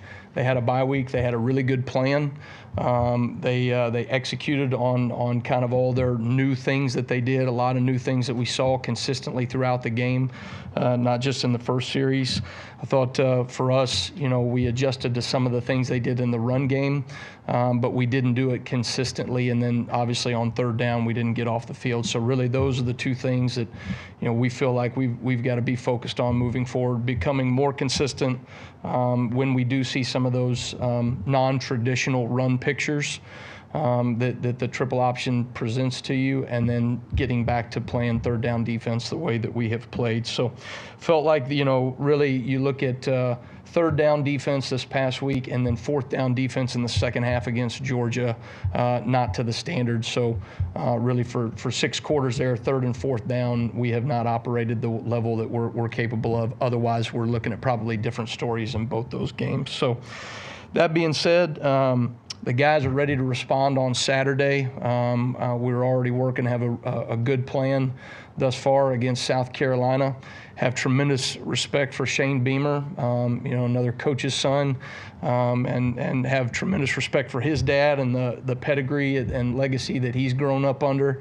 I think he's done a tremendous job everywhere he's been, both as an assistant and a coordinator in special teams, and certainly, what he's doing in terms of building momentum for that program. Overall, Dow Loggins, their offensive coordinator, I've known for a number of years. He was a walk-on quarterback at Arkansas when my dad was the defensive coordinator there, and then he kind of left right as I came in and played there at Arkansas as well.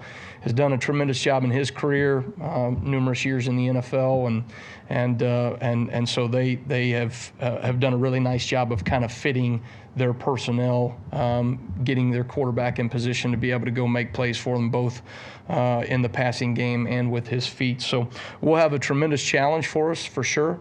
But our guys, myself included, our coaches cannot wait to get back out on the field on Saturday in Bryant-Denny. I think that we're going to play with a level of urgency that our fans will appreciate, and a response that we all expect for Alabama to have on defense going into this week. Thank you, Coach. Start front right here with Nick. Yeah, you touched on adjustments a little bit, but could you get more into what adjustments you tried to make at halftime, and then how Vanderbilt responded to those adjustments? Yeah, so I thought really some of the plays that they had in the first half were some things that we had not seen on film before. some things that they were doing out of on-ball tight end pictures versus off-ball tight end pictures. We made some adjustments with our front and some things that we were doing with our defensive ends in terms of assignment responsibility, and that helped us out on first and second down, got them to a number of third and long third down situations where we didn't execute and get off the field. And then they did a really nice job of holding some things throughout the game, and so they would throw new wrinkles in consistently throughout the game, which kept us in a constant pursuit of adjusting to what they were doing. And I thought they had a really good game plan in that regard. But because we were not able to get off the field on third down, we also gave them more opportunities to keep throwing those wrinkles on. Whereas, you could point to probably 8 to 10 different third down situations where if we just get off the field right there, we're having a very different conversation about how we played there. So. Obviously, from the press box, we can't hear what's being said on the field, but it appeared from our vantage point that Malachi refused to be substituted for in the last minute. Can you clarify whether that was the case? Well, Malachi Moore, I'm not sure anybody cares more about Alabama football than Malachi. And in that moment, when emotions are running high, certainly, he has been held accountable, for some of the actions and the penalty that incurred there at the end of the game. I think Malachi's handled it really well with his teammates. We are, continuing to work to make sure that we address it the right way across the board. But I got to tell you, when we first got here, Malachi has had our back from day one as a coaching staff coming in. He's been incredibly supportive. He's been a great leader for our players, and really does things to the level and standard that we would want them to. Just in that moment, I think got a little bit emotional, and so in that moment we were going to try to settle him down just a little bit. Sometimes those situations, it's better just to let them calm at a later time. So, but again, I thought he has handled things really well since that point, and has taken the level of accountability that Coach DeBoer implemented, and has done a really good job moving forward. Go to Ryan on the back right. Coach, how do you evaluate rushing the passer through the first few games, and are you satisfied with what you're seeing so far? What are you challenging your guys to do? Yeah, I think right now we have elements to being able to sustain being a good pass rushing defense. Right now, I think we're inconsistent against some the athleticism that you're going to see week in and week out from some of these quarterbacks.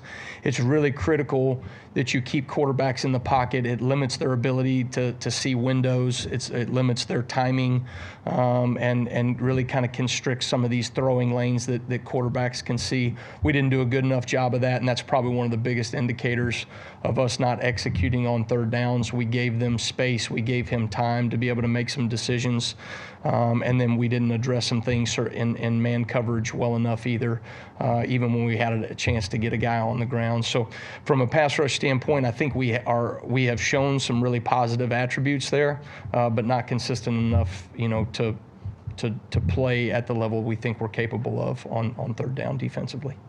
Go to Steven, back left. Coach, what's kind of a next step of growth from the young corners, especially when you're in position, you're trying to make a play on the football, just turning it and attacking the ball? I think, it was the number one key to victory that we talked about this week was do your job consistently, all right, with urgency and physicality.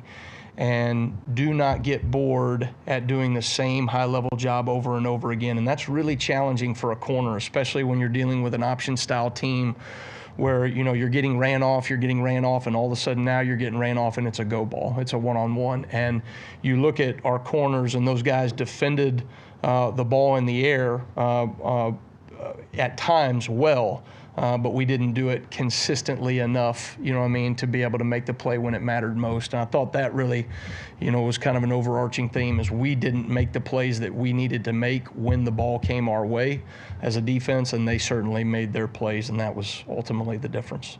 Go to Tony on the front left.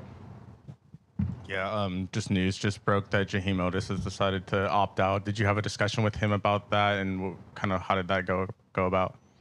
I think for Jaheim, obviously, he's been battling some injuries.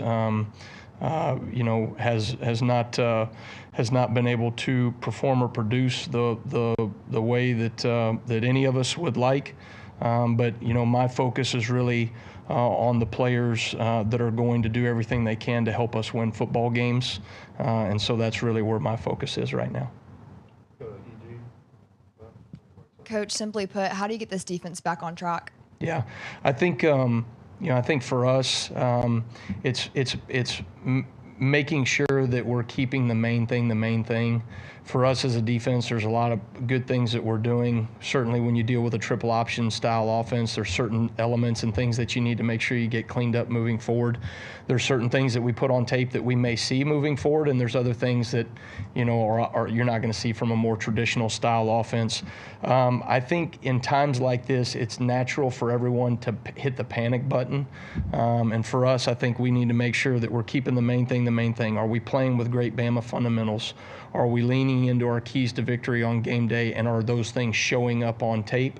And then certainly for us, when you ask specifically, I think there's some things that we got to certainly clean up on 3rd and 4th down that really the last 6 quarters I don't think that we've done to the standard that we're capable of. So that being said, probably the only other piece to that is there is a way the game is supposed to be played from a defensive standpoint with physicality and urgency, and I thought we played a little too much on our heels last week, and certainly that's going to be the number one thought process as we game plan this week, is getting our guys to play at a really high physical level. Go back to the left front with Colin. I know you mentioned the difference between a team like Georgia or an offense like Georgia compared to an offense like Vanderbilt. Do you find any inconsistencies in terms of fundamentals that need to be improved over the course of those 6 quarters?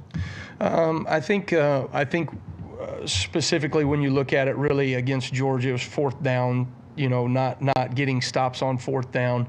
There's some things in man coverage that we need to make sure that we're handling, and that goes across the board from the corners to the safeties to the linebacker support and man coverage. There's some things that we've got to make sure, coverage is handled differently, be it off the situation, whether it's red zone, open field.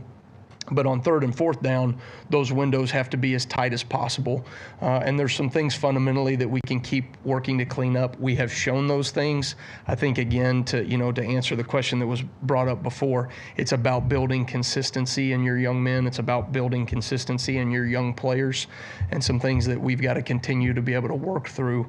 I wish I had the magic genie button, whatever you want to say, hey, we're going to give these guys the experience they need to be able to maneuver moving forward. But sometimes you got to go through some of these hardships and some of these challenges and adversities, and then expect your coaching and those players have an urgency to get things fixed moving forward. And that's certainly what I expect from us this Saturday. All right, that is Kane Wommack. We will hear from Kalen DeBoer coming up at the top of the hour. A little bit of news coming out of Alabama right before he stepped to the podium. Alabama junior defensive tackle Jem Otis. He plans to redshirt and enter the NCAA transfer portal. Otis started 13 games his first 2 years. He was a top 40 recruit. We will talk about that and what we heard from Kane Wommack next. This is 3-Man Front on a very busy Reaction Monday.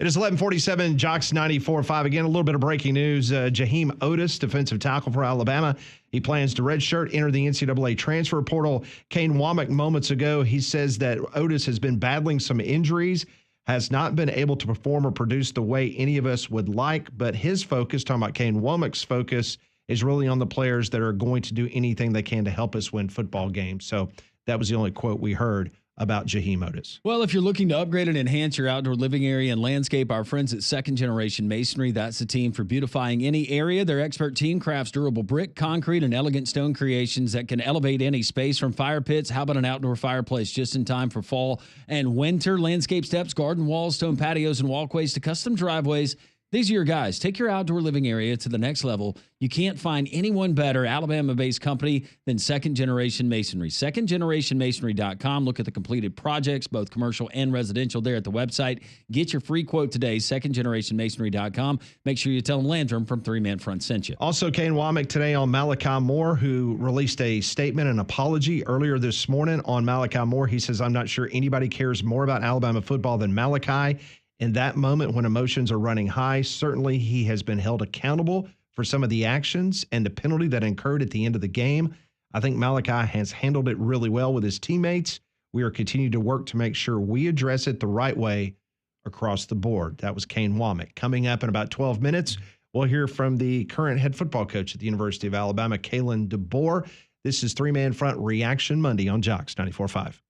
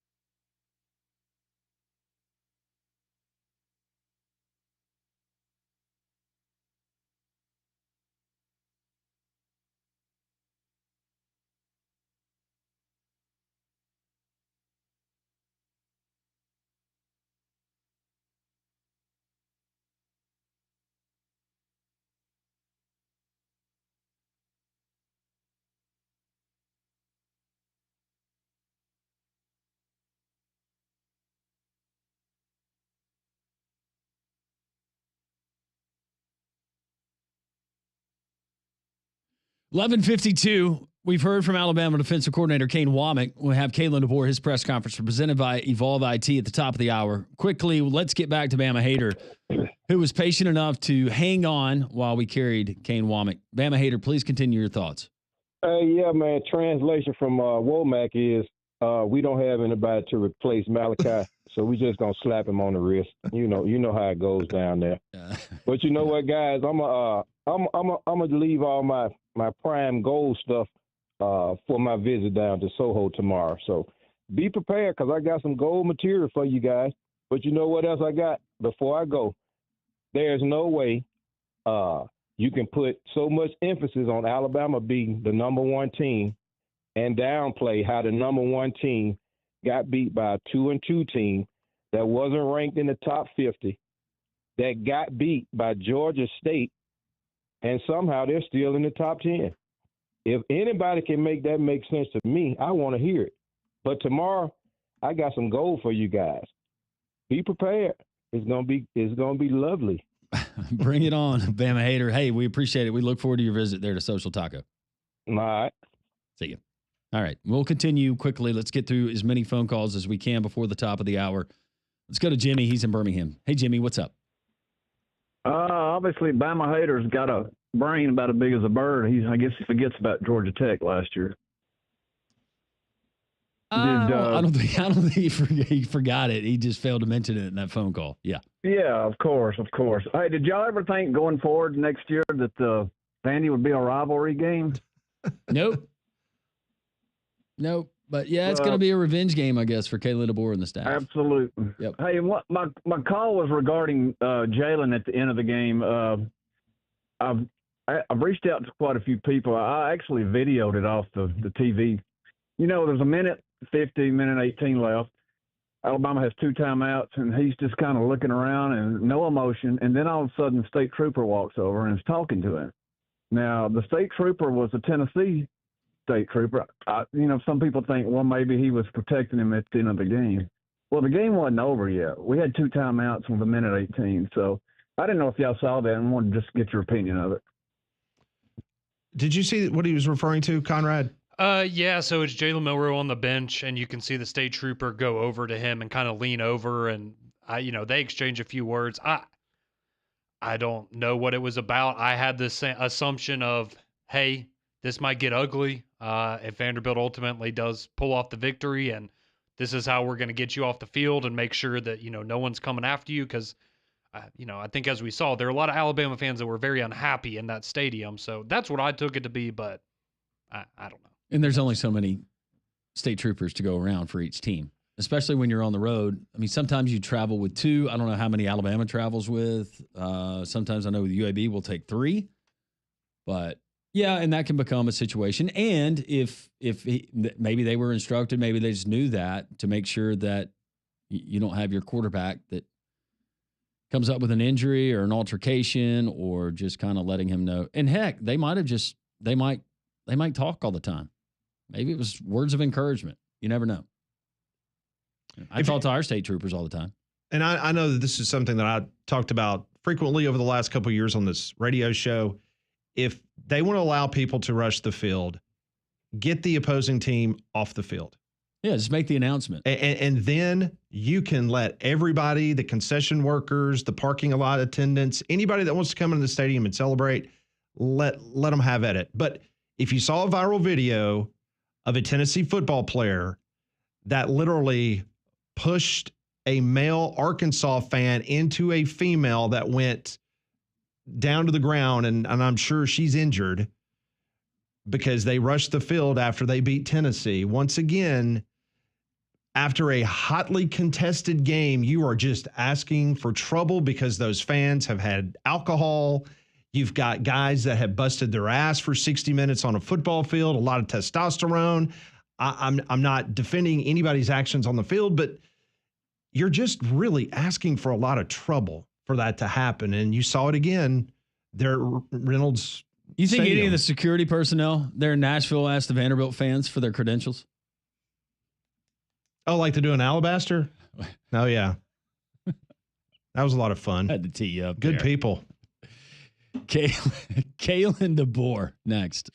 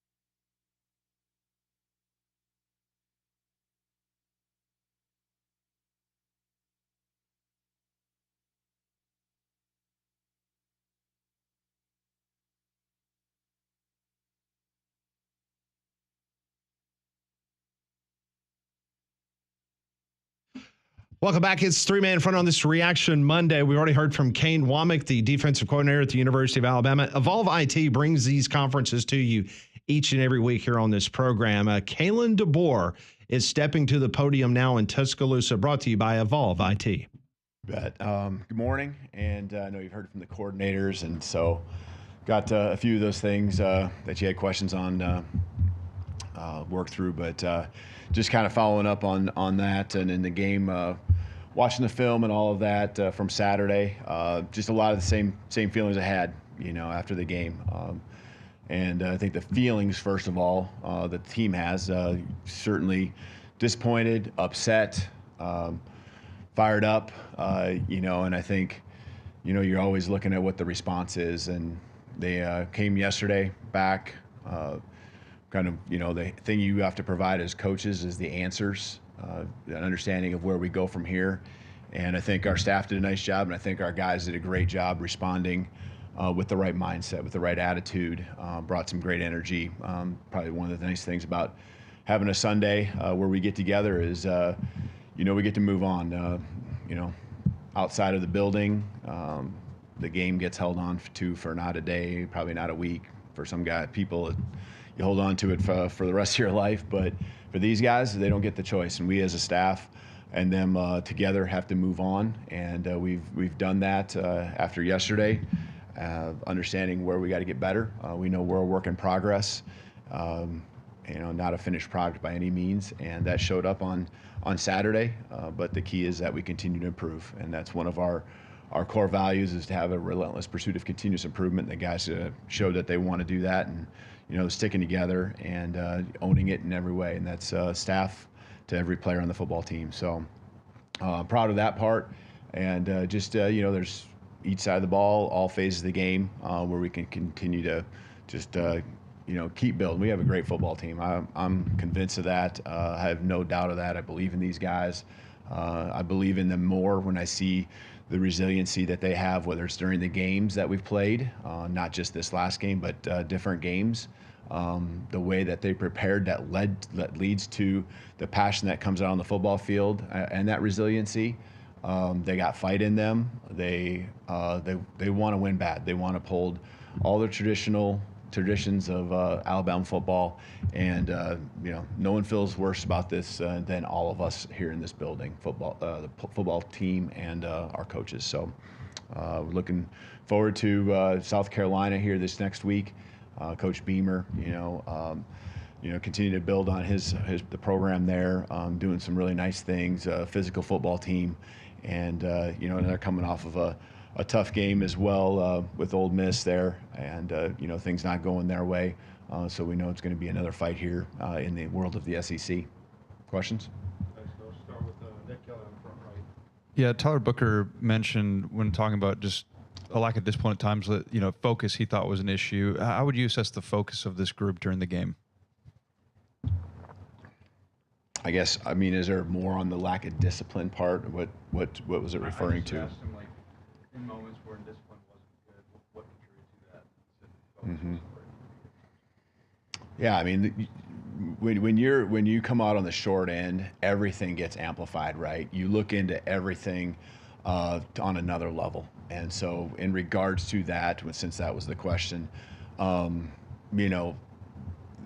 you can point to every little thing that happened and it being a lack of focus or discipline and having to do it better. And I think what it really comes down to is doing it better over and over. And when we gave ourselves little room for error with the way the game started, right? They go down and put a nice drive together, and then we have the ball bounce off the helmet, goes for an interception for a touchdown, and so we leave ourselves very little room for error, knowing that the plan that they already had in place, because it showed up on film in weeks prior to playing us, is that they will play ball control offense. They'll let the clock run down, shorten the game. They get a lead even more so, and then the whole taking them out of their game is going to be harder to do because we're playing from behind. So offensively, we had to kind of probably lose some of the balance that we thought we could have offensively with a run pass. we had to speed up the game, try to add more possessions. We still only got 9 in the game, and that's having sped up the game. That's getting drives at the end of each half where we're trying to move the ball, quickly.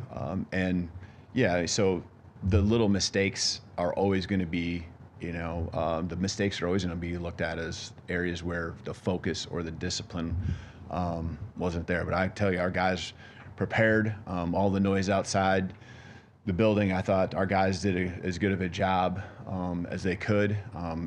Everyone's human, so I mean the pats in the back or whatever they got, but I thought that they were focused on the right things all week long. The effort, the work that was put in seemed like a really good, solid week. The ball literally didn't bounce our way a couple times.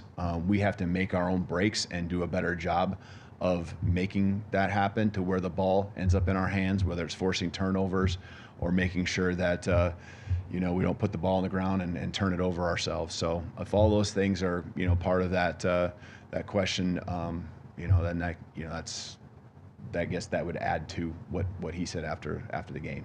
Book has a good pulse of everything that's happening on the team, and so I trust that, and we've had great conversations. The whole leadership group since Saturday, and I feel like we're in a good spot. Yeah, hey, Coach. Just what do you say to fans who maybe wanted to see some more frustration from you after a loss like that? That wanted to see what? More frustration from you after a loss like the one on Saturday. Oh, I'm extremely frustrated. We all are, but we're not going to lose our cool over that. We understand, what happened, and a lot of what I see in the response, even in the locker room, I guess, are you talking like press conference afterwards or something? 'Cause that's really the only time you could have seen me, I guess. I think that's me seeing what already is happening in 30 minutes, 20 minutes after the game's over. And I saw extreme frustration. I saw guys wanting to stick together, wanting to still do something special, believing in each other, expressing that. I had my part in there too, where we understood what happened, and that it's not up to our standard, and how we had to proceed forward. And so, yeah, we are all extremely frustrated. I mean, but we aren't going to sit and lose our cool because I don't think that's the right way to go about it. There's a time and place for everything, and again, we're still early in the season. We left ourselves a little less wiggle room to achieve some of the goals we have, but those goals are still out there, and we need to just focus on what our whole mindset is always to improve every single day, and that's never going to change. And to improve, I think you got to have things in perspective, and focus on the right areas, and our whole team is doing that. Jump to the left side and chase. Coach Wommack mentioned that Malachi had been held to account by the coaching staff to some extent. Is there anything that you can add to that? And was this a situation where a suspension would be considered? No, we have handled it, and I'm just going to say this about Malachi. What he did, he has gone above and beyond in owning, taking ownership in it. And this is pretty much immediately after the game to this morning, things that are all prompted by him, but also part of just our conversations. The guy, I think the thing I want to make sure Bama fans know is that this guy has been rock solid and been at a critical piece, along with others. There are some others as well, of keeping this thing together since January. Okay, when a lot of guys chose to leave, this guy stood firm. This guy loves Alabama football. He works relentlessly out there every single day on the football field. It's the passion that I hope, questions asked about me and the passion and frustration. That's what you saw from him. And so, yeah, there's some things that, he regrets and wishes probably didn't do. Yeah, but he's owned up to it, and we've handled it internally, and still handling it internally. And so, he's a first-class guy. He is out in the community weekly, as just part of who he is. doing things to give back, understanding the platform he has. A lot of eyes are on our program. A lot of eyes are on him. And, this guy plays hard for himself, his teammates, but this program means so much to him. And so, doesn't make it right by any means what some of the actions were, but I want people to understand also that he's had my and our back since day one, and there comes a point too where sometimes as things play out, you got to have your guys back, as well, and understand that we all make mistakes and we all just got to own up to it, and we're doing that, and we will continue to move on. Go to Kennington on the right side of the middle. Through 5 games, this has been one of the most penalized teams in college football. How do you go about correcting that going into the second half of the season? Well, I think we were doing a better job even in the game the other night. Obviously, there was the 15 yards at the end, right? The penalties, I think, in the moments is probably the biggest thing. And some of those calls are tough ones to have happen to you. I'm looking at Q coming in and trying not to, really hit the quarterback in an aggressive manner, but the penalty's there.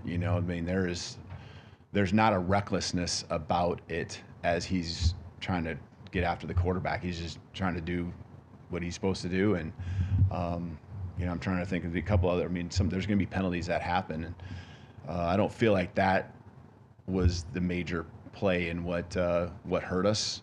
It's a part of it. Just like anything, I said earlier, when you do come out short, you end up amplifying everything. But I think there's execution and just things that we could have done better. We need to make sure we don't turn the ball over, and we need to get the ball in our possession. So again, we always talk about those things post game in our follow-up. We did that Sunday. We talked about the penalties, and just continuing to make sure we're working and focused on on that. And I think we had a couple games early, right, where the numbers really stacked up against us, and that's not helping our average, I guess, per game. Again, is it where we want it to be? No. Is last week's game where we want it to be? No. But I think that was a small part of it. All those little parts add up, and that's why you get what you got on Saturday. All right, let's go to the left side over here, Michael. How would you assess the way the defense adjusted during the game, and how involved are you in that process? Yeah, we're always talking, and I'm, seeing whether it's taking a look on the iPad or just conversations with Coach Wommack. I think the key with anything, and that's including our team, is that not overreact.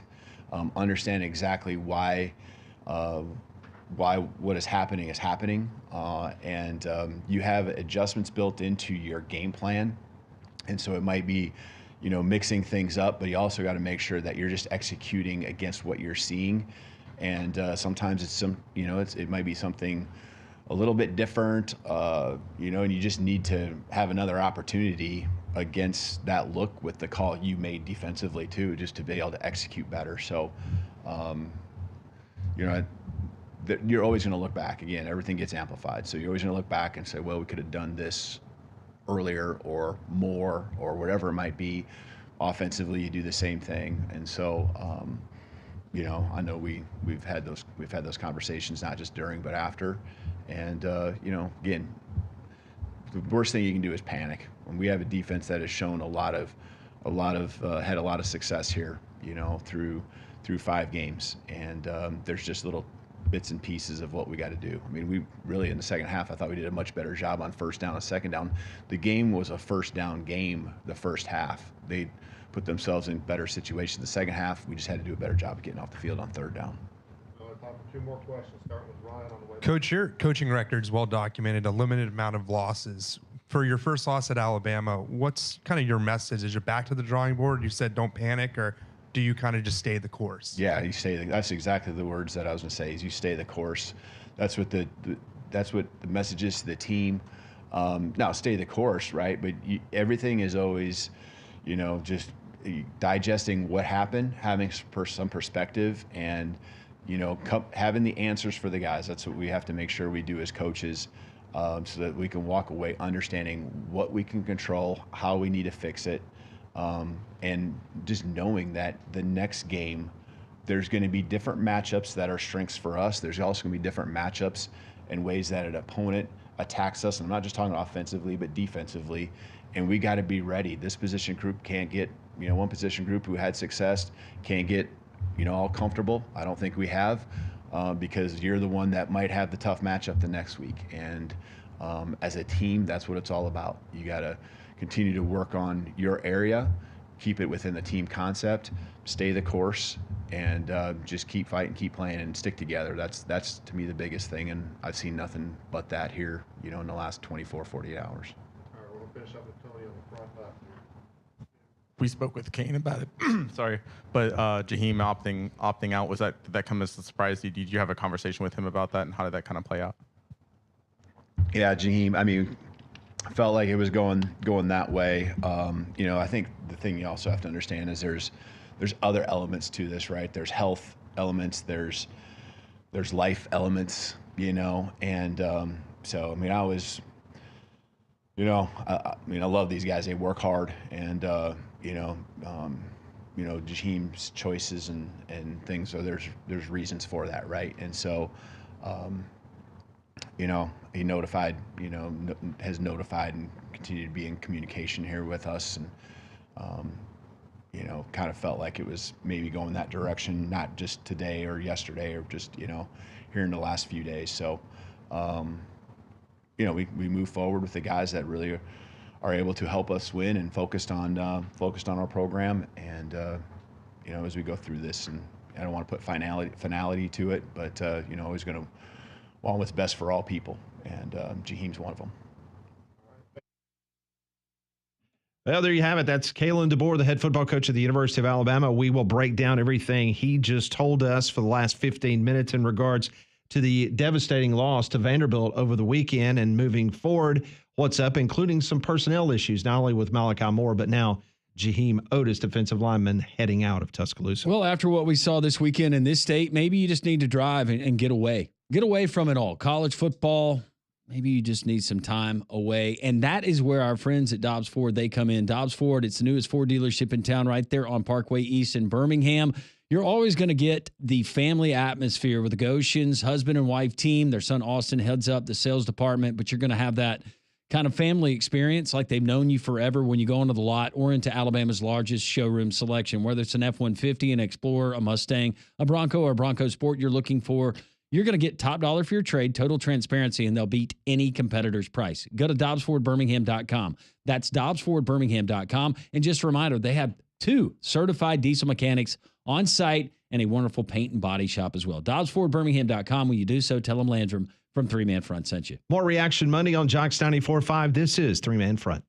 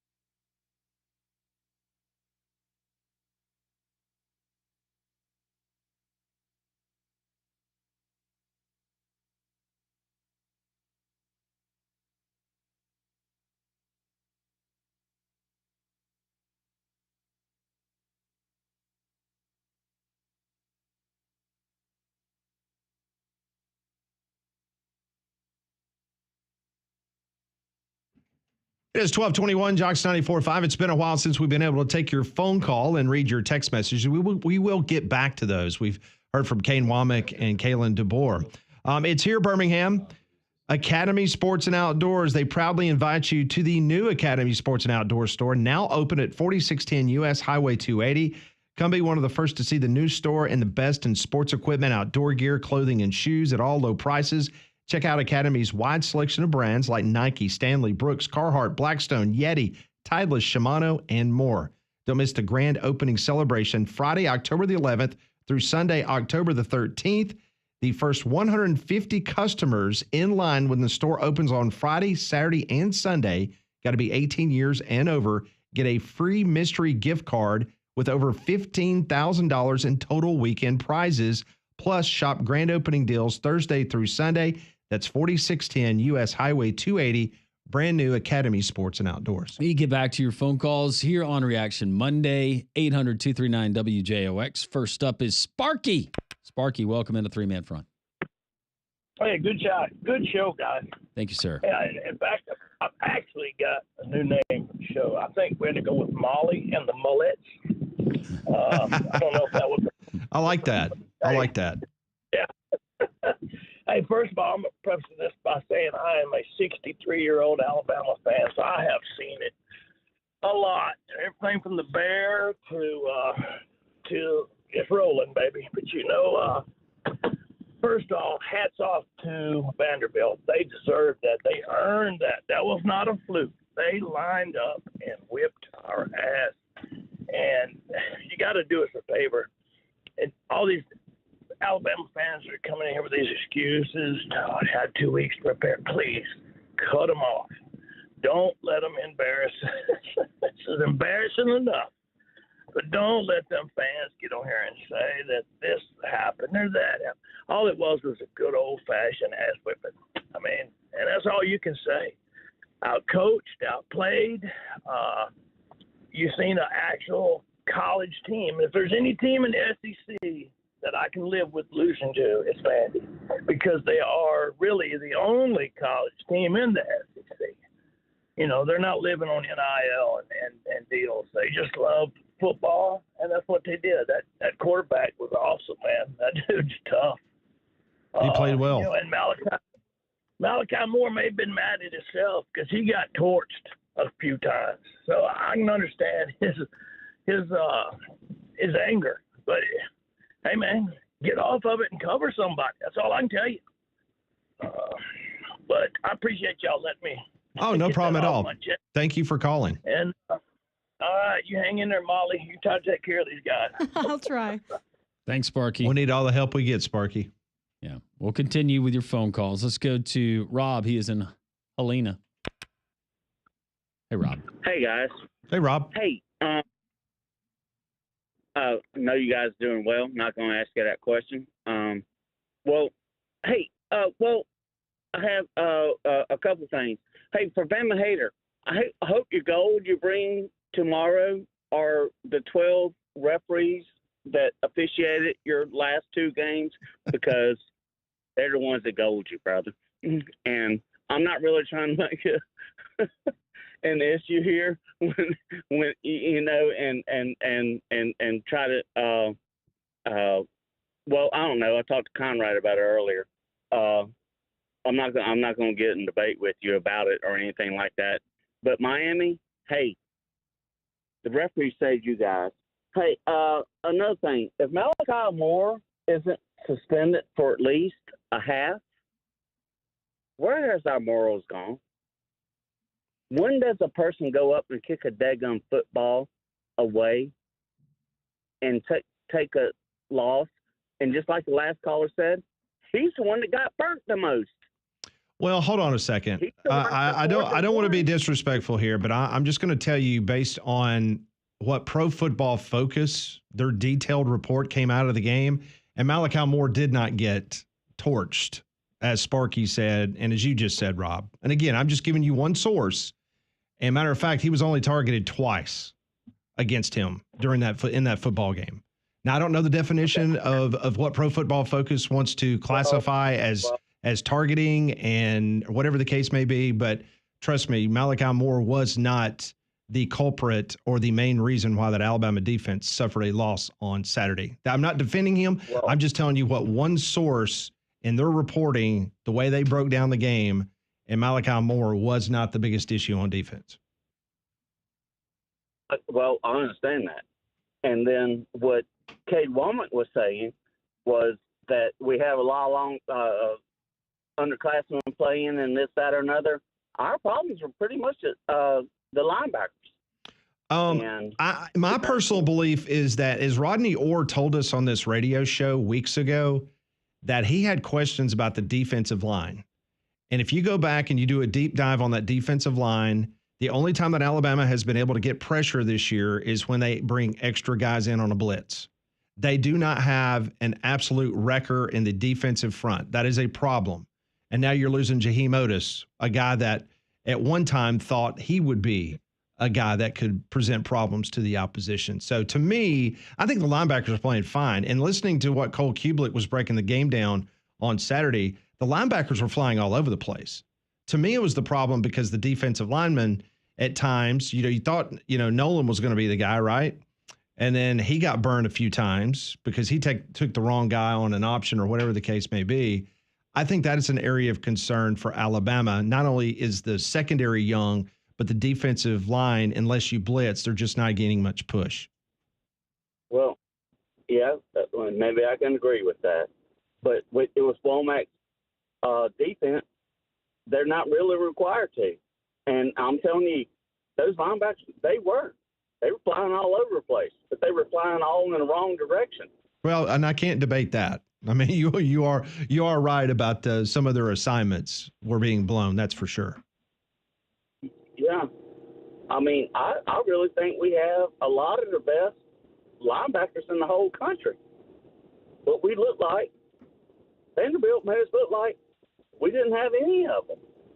Okay, now, Conrad told me that I have to ask Landrum and you, Pat. I just went and did an estimate for a guy named Wayne Woodham. He said, when I went up there, he said, my name is Coach Woodham. I said, my apologies. He wanted me to trim some shrubs. He said, I'm the head coach here in Birmingham. Have y'all ever heard of him? Have you, Landrum? I cannot recall that name. Does not sound familiar to me. Mm-mm. It was in maybe Cole Can tomorrow. I'm not real sure, but his house is in Homewood, which Landrum, I thought you might. Yeah, because Landrum's the mayor of Homewood. He should know. Ahead of Cole? No kidding. Yes. Are you serious? I didn't realize. Yeah, I'm pulling up the. Yeah, so he coached at Greenville High, and maybe was he the coach there? Well, I'm just gonna say Sorry. I walked up there. And I don't know everybody. I found the same thing. I just looked him up. That's what I found too. Greenville High School. Yeah, they beat us my sophomore year in the state championship game there in Greenville. Oh, okay. Well, I walked up there and I walked up to his house, and he wanted some shrubs trimmed. I said, Mr. Woodman, I'm here I'm Rob, and I just kind of want to, do an estimate on your shrubs or whatever. He said, I'm Coach Woodman. I said, all right, sorry. There you go. I'll just call you Coach. Is that okay? And he said, yeah. But, well, Rob, all right, guys. thank you. Thank you, Rob. We appreciate it as always. When it comes to plumbing, always have a pro on standby. That's Iron Mountain Drains and Plumbing, rated A+ by the Better Business Bureau. They're family owned and operated. They handle everything: faucet repairs, water heater maintenance, commercial plumbing, sewer line repairs, and so much more. One call will do it all for you. That's 205-516-4927, or go to ironmountainworld.com for a free quote. Big or small, Iron Mountain Drains and Plumbing does it all. 205-516-4927. We have heard from you on the phone lines, but boy, do we have a bevy of text. Some of them pretty salacious. We'll get to them next. Reaction Monday, 3-Man Front and Jocks 94.5.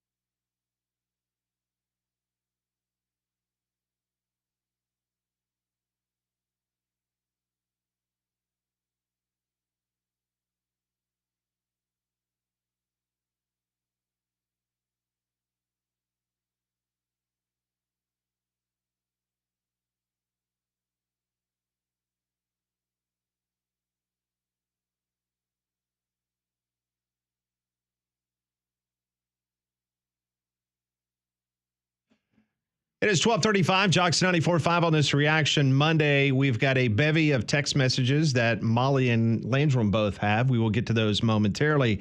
You see the warning signs around your house, your windows or doors that stick, cracks in the brick or the block of your home, leaning, or those bowing walls in the basement as it's settling or sinking. How much time before a minor repair becomes a structural damage that it's a bigger problem? You can't afford to wait. Call APS today. Free estimate awaits you, 205-951-9717. Wet basements can also lead to issues in your home, from mold and mildew to rot and air quality problems. APS waterproofers can assess your issues and give you a plan that can fix your home today. Foundation problems don't get better with time. They get better when you call APS, 205-951-9717, or visit their website at alabamaprofessional.com. Text line is open, 205-834-9450. Molly Robinson has a lot of texts that are rolling in. We love your interaction here on the show. Molly, I'm guessing that most of them are very positive towards Kalen DeBoer in Alabama. Well, let's start with Christian from Hoover, shall we? No answer. Uh-oh. We scored 35 against Vandy and lost. Embarrassing. Wommack should be on the hot seat. That plan was so bad. I think it goes without saying. I think that's what... Why are you laughing? Remember that, Conrad? Well, what did you just tell me in the hallway? So in the last break, Landrum and I are walking down the hall, and I'm like, this really hasn't been that bad today. We haven't had a single person ask for a coach to be fired yet. I said, yeah. First text message. What did I say, though? I said, yeah, we hadn't gotten to the text yet, have we? That's right. Wow. Tim in Decatur. Milroe was very nonchalant on Saturday. No poise in the pocket. DBs didn't play with the same intensity as Georgia. Can't play that way against Beamer, or we will lose again. I had the Ole Miss, South Carolina. I need to go back and watch it.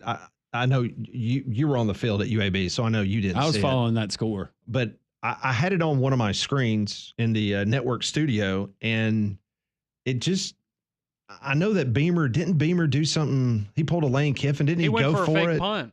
Yeah. Like early? Yeah. All I saw is Robbie Ashford fumbled. Oh, but we've never seen that before, have we? And I was like, okay, well, some things never change. Yeah, it was he Lane Kiffined himself. And then I noticed that it was either after the game or maybe it was yesterday. He kind of took a veiled shot at Ole Miss because I guess Ole Miss had some players to fake the old injuries or like fall down. Yeah, they've done that a couple times this year. Because Beamer made a statement. So I hope all those players are recovering nicely, since they went down during the game. And that's not exclusive to just Ole Miss. And you know what? If they can find a better way to enforce it or prove that a player was faking an injury, by all means, I'm all for it. But I don't think there's an easy answer. You're talking about a kid's health and how he was feeling. Y'all thought we were turning into the NFL. We're turning into the NBA, baby. Flopping all over the field. Premier League, man. That's right. Speaking about South Carolina, I did notice this. So the last 3 games, South Carolina's defensive line, they've gotten 5 total sacks. They had 10 sacks the first 2 games. Like everybody was like, oh, wow, this is pretty special. Dylan Stewart's amazing, yeah. But now they have become very pedestrian. He is still good, but Oklahoma and Alabama have given up a total of 22 sacks this season. So offensive lines for Oklahoma and Alabama done pretty well. I'm just reading one of the South Carolina blogs talking about what Carolina is going to have to do against Alabama. Let's get back to the toxicity, the venom. Oh, here we go. Jake in Birmingham, very ashamed at the way the game ended. Malachi Moore kicking the football was classless. Should be sat down or removed as a captain. That was a bad look and something I cannot recall anyone ever doing under Saban. Lose with class. I'll just play devil's advocate. Maybe he should be commended for caring so much. Just just look at it from both perspectives. He was really frustrated. Is good. Emotion is good. He wasn't sulking by himself there on the sideline. There are other ways I think that he could have done that more productively, but I didn't call anybody out. I was just saying, would you rather a player show fiery emotion, even if he is showing his behind? I think that's a very fair question. On Malachi Moore, Kalen DeBoer said today, this guy has been rock solid and been a critical piece, along with others, of keeping this thing together since January, when a lot of people chose to leave. This guy stood firm. The guy loves Alabama football. He works relentlessly. Yeah, there were some things he regrets, but he's owned up to it. We've handled it internally, and we're still handling it internally. End of quote. Gavin and Chelsea, the ULM loss under Saban and the Vandy loss are not comparable. The reason is Saban left DeBoer a very stacked roster. That, to me, is the difference, and this loss will sting for a long time. Yeah. We lost to Vandy because of coaching, not the lack of players. No, it's not. It's not comparable. That roster in, what was it, 2007 versus what? No, it's not. It's not a fair argument. Bryson from Gardendale, we have had 6 quarters the last 2 weeks of awful defense, beginning to think this is the team we have and not a small blip on the screen. Well, according to Kane Wommack, he says about this upcoming game against South Carolina, I think we're going to play with a level of urgency that our fans will appreciate and a response that we all expect for Alabama to have on defense. Good.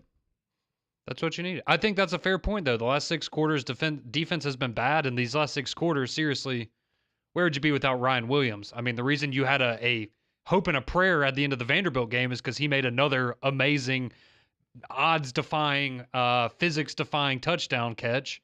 It's the same thing in the Georgia game. And this is not why they lost, but I also think, do you guys agree with me on that questionable where they said that he did not have the possession of the ball? I thought he caught the ball. I thought he went and he turned and then he was bobbling it. It looked like he had caught it and put it on his hip. Yeah.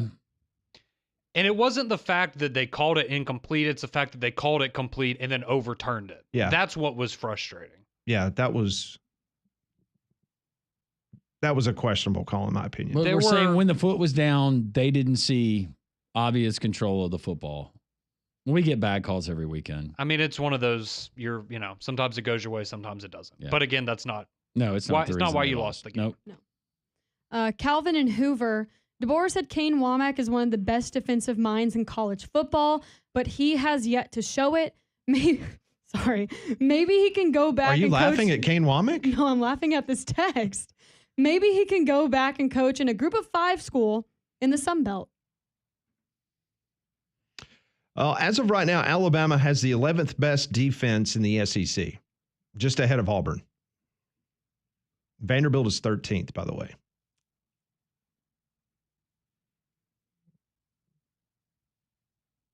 Well, we're going to find out if he's worth his salt these next couple weeks. Alabama's opponent, South Carolina, they are 6th. And the team Auburn's playing this weekend, they're number 1. I mean, you can change some things, but like we've talked about, there's not. Will Anderson isn't walking back through that door. Dallas Turner's not walking back through that door. You gotta. You got the guys that you got right now. Sam from Trustful. It just got real for DeBoer. He's about to see that this ain't Seattle. We won't put up with mediocrity. Losing to a top 10 team is one thing, but you cannot lose to the worst program in the SEC. Well, you definitely can't have many more of those type losses before there would be some pressure. Jeremiah from Tuscaloosa says, there's going to be another upset on Saturday. 11 a.m. kickoff. Place will be dead and no energy. This will be an important game as we play this year in the SEC. Well, I think it is important for them to bounce back. And obviously, Kane Wommack's comments, he's anticipating that the defense is going to show back up. Vegas has Alabama as a 3-touchdown favorite at home, even at 11 o'clock in the morning. So the confidence, at least the people in Las Vegas, is still there. I did notice that The Athletic, they rank every single program on a 1 through 136. Is that correct? Is that how many teams we have now? Is that 134? I think it's 134. 134. That's correct. And according to The Athletic, as of this moment, the Alabama Crimson Tide is number 3 in America. Texas, Ohio State, then Bama, then Georgia. And you saw yesterday, both in the Associated Press and the coaches poll, Bama fell from number 1 to number 7, and I think number 2 to number 7. So, Wade from Tuscaloosa. Bama loses at least 3 games in the regular season. Mark my words. This team defensively is being held together with a Band-Aid and chewing gum. Deck of cards that will continue to be exposed. Wommack is not the answer. Should not have hired his friend. We needed a dog that could make this defense the top one in the conference. So you have said, Conrad, from the beginning that you anticipated that Alabama would lose 2 or 3 games. 2. 2? Obviously, no one had anticipated that it would be Vandy, one of those 2. Who did you originally say that they would lose the 2? It would be Georgia and Tennessee. That was my pick, my prediction. So I didn't think it would be Vanderbilt and Tennessee or Vanderbilt and, God forbid, South Carolina. If they lose South Carolina, we're going to have a different conversation next Monday. But, yeah, I mean, it's right there in front of you. You can lose to Tennessee and still get in the playoff, I think, with a win over LSU, win over Missouri. You've got some room to make up there. But Alabama's one of 6 teams currently, as of this morning, that has a better than 80% chance of making the college football playoff, even though they lost to Vanderbilt. Vanderbilt is now an above 500 football team.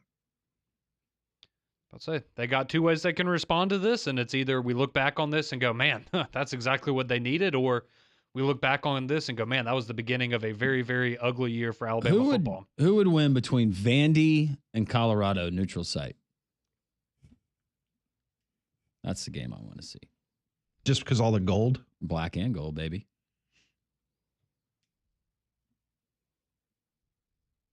Yes. Davis and Hoover. The SEC is completely wide open. Texas will be the top dog until Georgia humbles them. Losses by Bama and Tennessee over the weekend shows how much this game has changed. For the Aggies to be on top is crazy, but I do love the chaos. That is odd looking up and seeing Texas A&M at number 1. Meanwhile, Texas just sitting there at the top, twiddling their thumbs. I mean, kudos to Texas. They're the only team that I've seen this year that I don't have like a huge glaring question mark about right now. I mean, I know what Ohio State ultimately won pretty big on Saturday, but I mean, that game was 7-0 against Iowa in the third quarter. So there's a lot of teams that have question Golly, marks. can It's you not imagine, just though? Alabama and Tennessee. We get Red River this weekend. Red River weekend. But can you imagine Oklahoma? I can imagine Oklahoma beating Texas, and then Who knows? And then Oregon and Ohio State are playing. Somebody's got to win that one too. Yeah, and word out of Texas is that if they played today, that Quinn Ewers would start. That's good for them. That's But good news. Sarkisian has said they will continue to monitor him daily. But will he finish? We'll see what happens. Obliques. That can be weird. All right, we'll get back to your phone calls. Also, your text. Coach Bill Clark coming up at the top of the hour as well. We continue Reaction Monday. Jocks 94.5.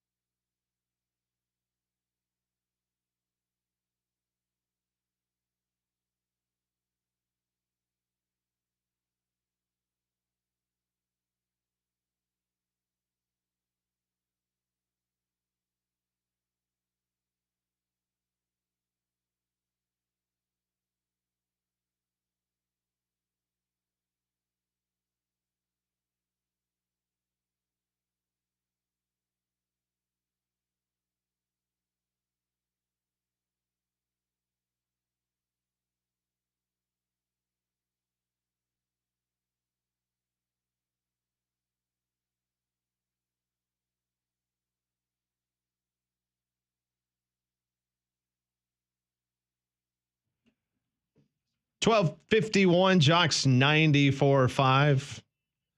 If you're watching us on YouTube, go ahead, Conrad, say something for everybody. It's hard for me to get my headphones in here, but if you're watching on YouTube now, feels appropriate. First off, we have now gone almost 4 hours of this. Well, 2 hours and 51 minutes without bringing it up, right? Without bringing it up, but let's do it. But Conrad, he's currently wearing the black veil that Molly was going to wear if Colorado had beaten Nebraska. It had been in their office. And so now Conrad is wearing the black veil. Am I wearing this right? I think so. I don't know. Oh, yeah. You got to like clip a comb, that in your hair. but I don't know how it works. It's like a hair pick. Yeah. But it's just. Whatever. I'm miserable. I don't deserve for it to fit anyways. But he's going to be more miserable because we actually thought that the stinky fish, what's the official? Surströmming. Which is still en route. The fermented herring. Herring. Atlantic herring. That if you do a search on any of your social media, whether it's Instagram, TikTok, YouTube, just the smell of this, it makes everyone just start dry heaving and throwing up in some cases. It's just nasty. And the deal was that Conrad was going to have to ingest those smells, not eat the fish, but just open it up, and for a allotted amount of time that he was going to have to smell this rotten fish or whatever it is. And it was going to happen after an Alabama loss. I started thinking about this because everybody in the video, a lot of those guys, they get up and they start running. Do we need restraints? Would you agree to that? No. No, I would not. I don't want to be anywhere around it. Yeah, I don't. Yeah, exactly. How are you going to get me out of the restraints? You're going to have to get near it. I don't think you want that. Yeah, clothespin on the nose, I guess. No, I mean, I'm cracking that thing open. I get a good whiff, and I'm out of there. No. We're gonna have No, that's not part of it. What, I have to sit there for 10 minutes and stew in it? I didn't pay $50 to get that stuff for you to endure it for 2 seconds. No. Now we will have a mediation between your parties and our parties, and we will come up with a time frame that you will have to sit there and ingest it. How many points did Vanderbilt score? No. We're not. At least 40 seconds. I think that he has to sit there. For every point that Alabama's defense gave up to Vanderbilt. What about 12 seconds? One for every third down conversion.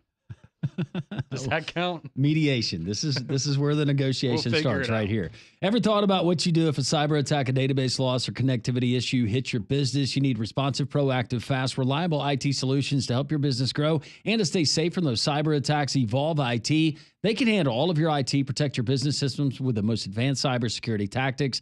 Book an IT inspection, a $3,000 value for free. Learn more at evolv.us. That's Evolve IT. All right, so the third Saturday in October, if you're keeping score at home, plan accordingly. I'm about to give you the game schedule for the October 19th games. Auburn at Mizzou, that is going to be an 11 o'clock kickoff or 11:45.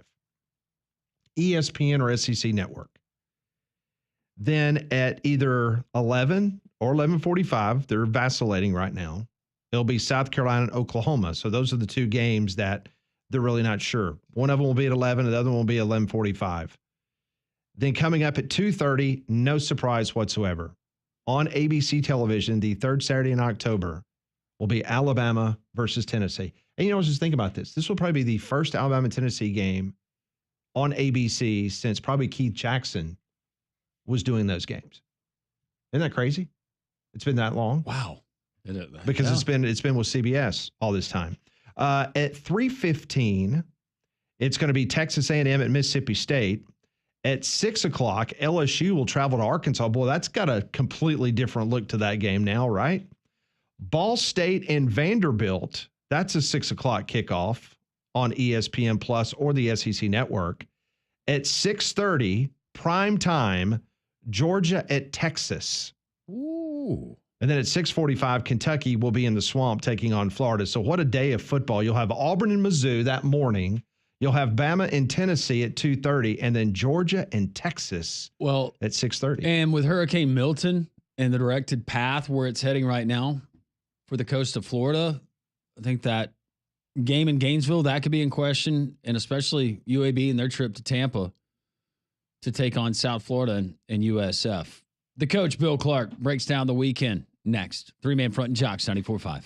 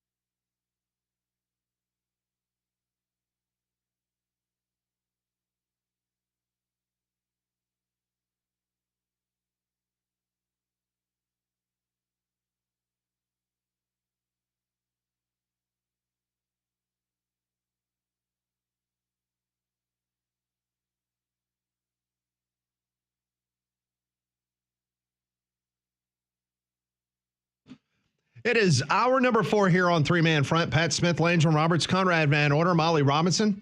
We'll take you up to probably a very entertaining Paul Feinbaum show coming up at 2 o'clock, just like we have had the first 3 hours.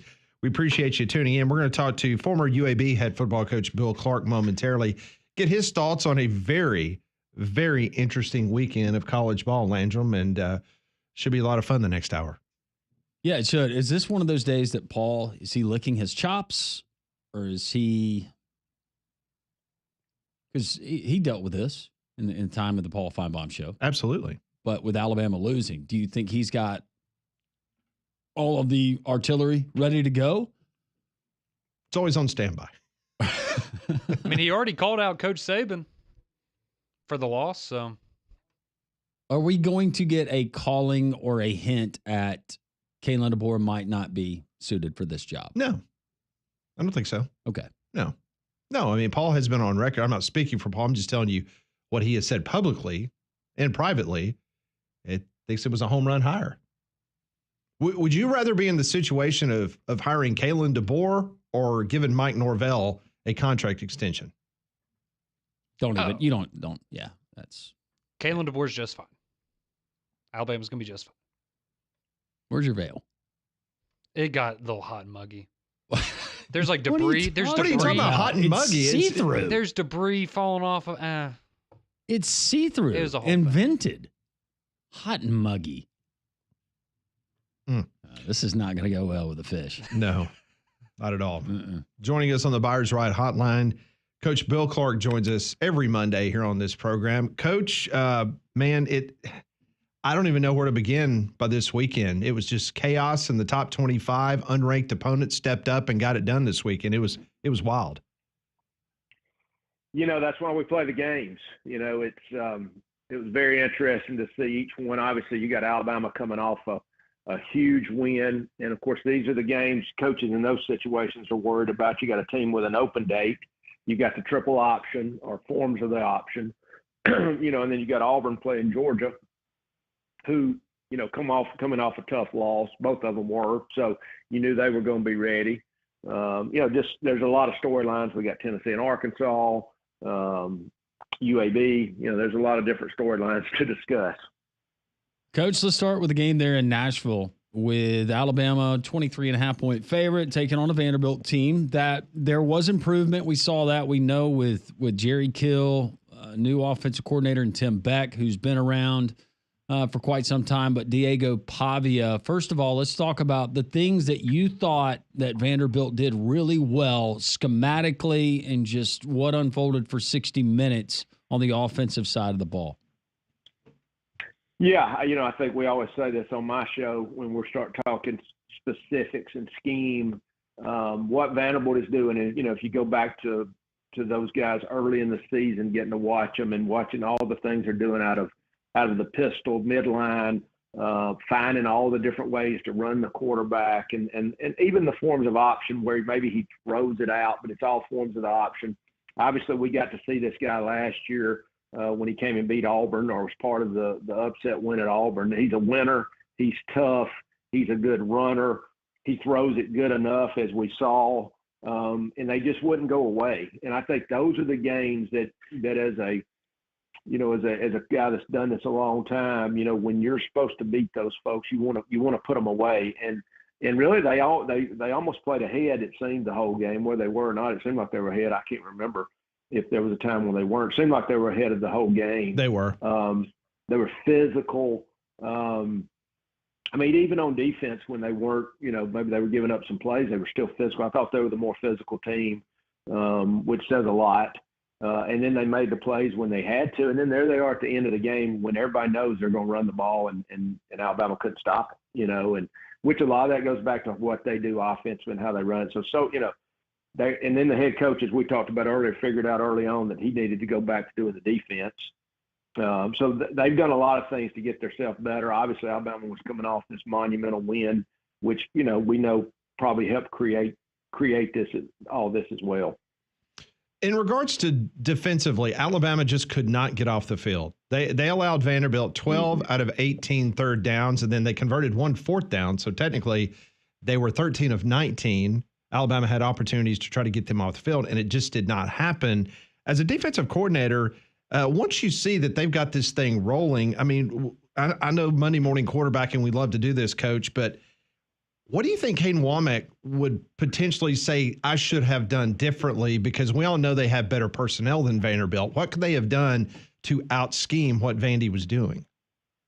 Yeah, I think one of the things that you kept noticing was how many plays did they make where people were draped on them, and what was he, 16 for 20? That's unheard of. So when you got a guy that's running it, they're running the ball, they've got option offense, and he was very accurate. So that's a recipe for success for Vanderbilt and worries for Alabama. I think he said it today. I already saw it. He said they weren't physical enough, and I think. My question always goes back to how you practice. And I've heard him talk about being physical before. As the year goes and you have a physical game against Georgia, do you let off a little bit or you have to let off? Maybe they were banged up. And, here's Vandy coming off an open date. And so I think they, he said it himself, didn't feel like they were as physical because there was a lot of missed tackles.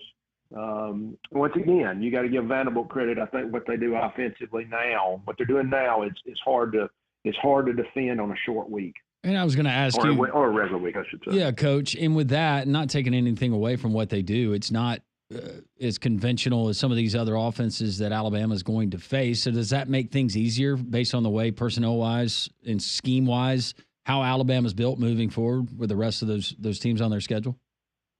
Yeah, I think to your question, I think you build your defense to be as multiple as you can. And I would just say this: there's certain things that you've built it for, which is what you're going to see more of, which is rushing the quarterback, speed, and then all of a sudden you play this team who's just right at you, and then you just think, okay, we just got to hold up against these guys because we've really built it. Now, of course, you want to be multiple enough to handle every single thing as well, but there's just certain things you're just probably not going to be quite as good at. I think the biggest disappointment was their tackling, and obviously Coach Kane said that today. In regards to Auburn, they went between the hedges. They played a heck of a football game. Game plan was working well. No turnovers. They had the one blip in which Peyton Thorne decided that he was going to do something that he thought was going to be better than what the coaching staff, and that did not work out well on that fourth down call. Just your thoughts on where Auburn currently is as they head into the bye week now with a 2-4 record. Yeah, I thought as things went, they played solid. They got Hunter the ball. You could tell that was an obvious early part of their game plan, which would be, kind of no-brainer stuff that you got maybe the best running back in the league, and you're going to find ways to get him. And I thought they did a good job. They established him early. They obviously made a big deal about the turnovers. They protected the ball better, and that kept them in the game. And and then it just comes down to making some plays. Obviously, we didn't have a touchdown throw, but I thought their game plan was good. I thought they played, pretty well. That's a tough place to play in Georgia, and we know Georgia's got a really good team. So I think the question is keeping your heads up. You've only won 2 games. You've lost a bunch of close games. And what, is still plenty of season left and plenty of games ahead, but they've still got some tough road games coming up. But probably the open date probably came at a good time for them physically. But I thought they played solid, and you could tell. I think they did get better in some areas, but you can't have those mistakes in critical situations. I mean, that's the difference between winning and losing. Coach Bill Clark joining us as he does every single Monday at 1 on Reaction Monday. He joins us on the Buyers Right Hotline. This segment is brought to us every Monday by Donahue Chevrolet. Coach, meanwhile, inside a Protective Stadium, very uncomfortable, not a fun day for Trent Dilfer and the UAB Blazers. They go down to a very good Tulane team, 71-20. How tough is it after that kind of loss, after the slide that we've seen since that opening week win? Is it to maintain that positive culture inside of your building and to keep everyone pulling in the right direction? I say this, it's a monumental task in today's world, just post losses, especially as losses build up. There's so much, on social media and so many different ways, and then to lose that way, which was disheartening. I mean, there's no two ways around it. I mean, it shouldn't be that lopsided. That's just, it's sad to see, but I think the other part of that is just, what do you do now? And you're going to play a good Army team, an undefeated Army team there. The good news is you did get ready for Navy, so that should help. I think, we talked about that on my show the other day, that at least you've got some carryover. And so this is a time where you gotta get your pride and play for each other and see if you can pull together. It's going to be interesting to see how this goes, because, like I said, that's a tough place they're going to play Saturday. Not specifically about the UAB situation, but just college football in general, Coach. We've got more stories coming out this weekend. Already this morning, you had an Iowa running back. You've got Jem Otis at Alabama, the defensive lineman. They are now opting out before midseason, as they are announcing that they're heading into the transfer portal, that they are done. So whatever rough patch they may be experiencing at their individual school, they're now finding themselves announcing that they're quitting their team and moving on somewhere else. How difficult could that be for a Trent Dilfer right now, trying to keep that locker room together as they're trying to get past the midway point and try to get this thing turned around? Yeah, I hate it. I hate that. I think it's bad for the players. I think it's bad for the team, and we're going to see that. I mean, I think that's this. When we started seeing that a few years ago with the red shirt, when it was okay if the players play an X amount of games, and it really got to put it in the players' lap, where they could make these kind of decisions. And I think it's less to me that, okay, if a kid wants to do this, it's the public way they do it. And, I always said, and I always told our guys, man, this needs to be a place you want to be. Our job is to make an environment for you to want to be at. And if it's not a good fit, then you do need to go somewhere else. Because, I wanted to try every day to make it home and family, and they know we care about them and working hard. It's just now how it's kind of become a public spectacle with the announcement and all that. I think it really just, it just detracts from the team. I can understand a guy maybe wanting to do something different, but I hate to see it, but I think that's the world we're in now. He is Coach Bill Clark. He joins us every single Monday. You can hear him here on 3-Man Front. Also, the Coach Bill Clark Show. It airs right here on Jocks on Thursdays at 6 o'clock. But, Coach, your visit today, it is presented by your good friends there at Donahue Chevrolet. Yeah, and normally I don't get all these details, but, I've got to find out. I think we got 10,000 off of Silverado, the 1,500 Silverados, 8,000 off Silverados, the 2,500s, and then up to 8K off Tahoes, which is what I've got. So check our guys out at DonahueChevrolet.com. Coach, we always appreciate it. Look forward to our visit for the Bill Clark Show later on this week. Have a great rest of your Monday, and we'll talk to you soon. Okay, everybody have a good rest of your week. See you soon. Thank you, Coach. Coach Bill Clark, presented by Donahue Chevrolet, once again on the Buyers Right Hotline for all of your insurance, financial, and HR needs. It's Buyers Right Insurance, a Higginbotham partner. When we come back on 3-Man Front, we have some news coming out about the NCAA and their settlement possibilities. The judge has just made a ruling. We will tell you what that ruling is next on 3-Man Front.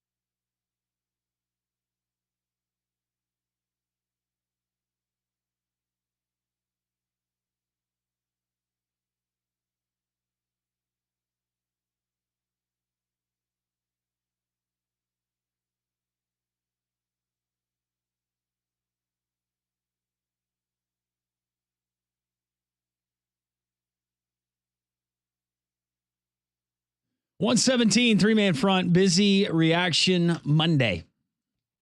Landry Roberts, Pat Smith, Conrad Van Order, Molly Robinson. Your phone calls, we've had quite a bit of phone calls. In the first 3 hours, we've heard from Coach Bill Clark.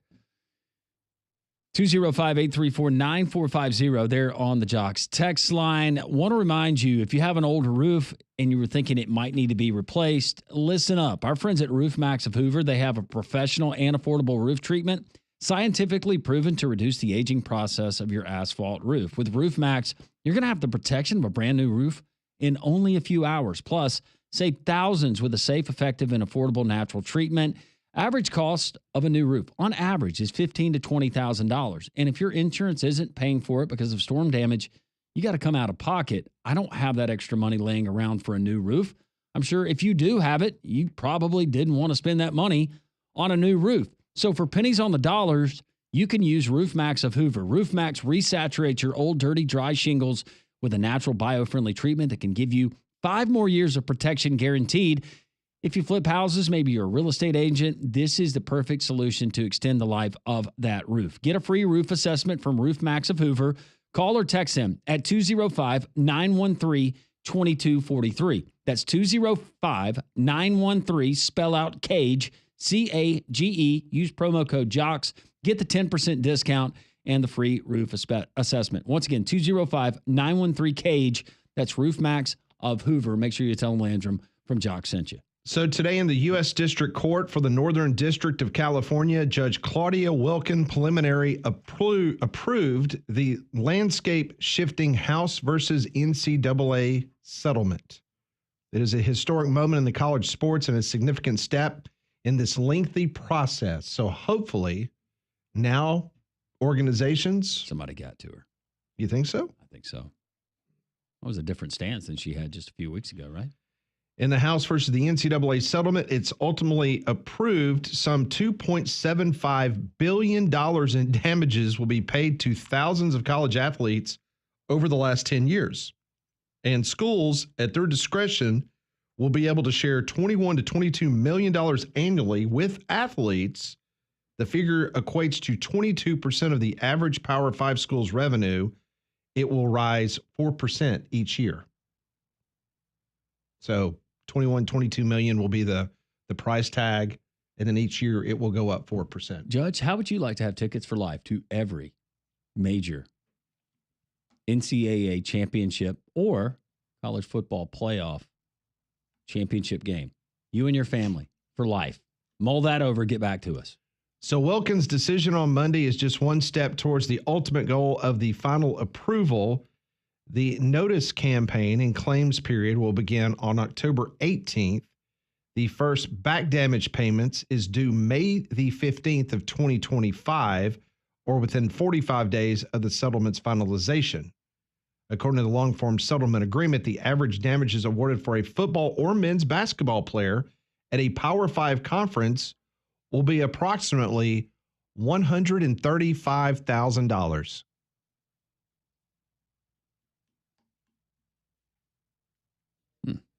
Okay. So if you played college basketball, college football, the average damages awarded will be $135,000 per person. That's pretty good. Hate to say it, but unemployment might jump up. I'm getting a check for how much? It says the settlement also allows for objectors. Some have already come forward, including former and current rowers at Yale, Oregon State, George Washington, and Texas. The deadline for any objections is scheduled for January the 31st, 2025.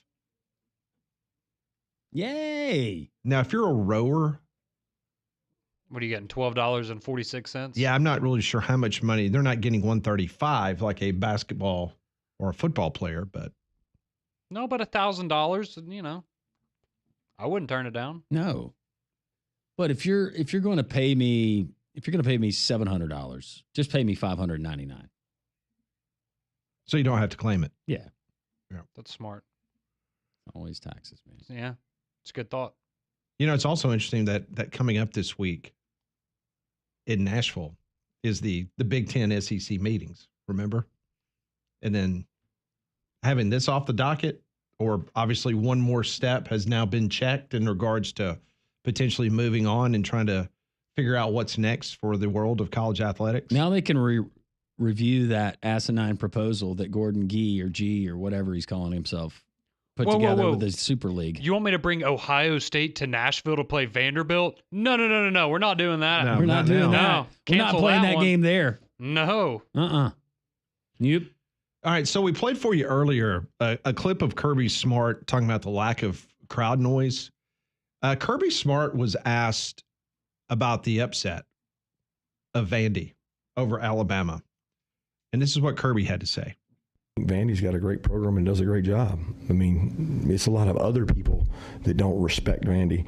I respect Clark Lee. I respect his team, his quarterback, what they've done. They beat Virginia Tech. I mean, somebody told me that 6 of 8 games were decided by 1 score or less in our league. Nothing shocks me about our league. So, Texas A&M, Missouri, welcome to the SEC. It's hard every week, and I got a feeling that it's not going to stop. It's a consistency in performance, and when you ride the wave of emotion, you get caught on the bottom of the wave at sometimes. And we're just trying to do this. We're just trying to keep getting better and keep getting better. There you go. Some honest comments from Kirby this weekend. I mean, he goes after his fan base, talking about that they weren't loud enough against Auburn. And then you just heard what he said. And this isn't a shot at Georgia by any means, but Kirby also lost to Vanderbilt, and he's, I'm sure, very familiar of, hey, I've been in those shoes before, and it wasn't fun to have to deal with the heat of losing to Vanderbilt. So I think he understands it. And as we all know, I mean, any team, any week in the SEC, you're liable to lose if you're not ready to go. Well, here's the thing, and we all have to, and I'm guilty of it too. I have got to start putting myself into the mentality of an NFL fan. And what I mean by that is that you're going to have multiple losses during an NFL season. Now, granted, they play 17 games, a little bit more, at least on the regular season schedule, than an NCAA football team. But we are just so programmed, even before the college football playoff, the BCS era. Like if you lost one game, it was going to be tough for you to rebound from that. And especially if you lose to a team like Vanderbilt. Granted, Vanderbilt was a 500 football team. But the strength of Vanderbilt and all the computers would have been very, very low, and it would have been very bad for Alabama to try to come back and overcome that loss to Vanderbilt. Well, now with a 12-team playoff, we have just got to get ready to basically tell ourselves that you're going to have multiple losses per season, because that's the way it's going to be. Because not only are rosters now going to be constructed based on a very light NFL format in regards to free agency. We already see that in the transfer portal. You're going to see it with NIL. You're going to see it moving forward after this house settlement. You're going to have some type of collective bargaining agreement. You're going to have contracts with players. They're probably going to be some form of an employee for a university. So it's basically NFL light. Yeah. Well, and we had this text come in. You think about the transfer portal and the quarterback position. Now, I know that Vanderbilt, they played a solid game, but Diego Pavia coming over, I think we can make the argument he was single-handedly the difference in Vanderbilt winning or losing in the game versus Virginia Tech.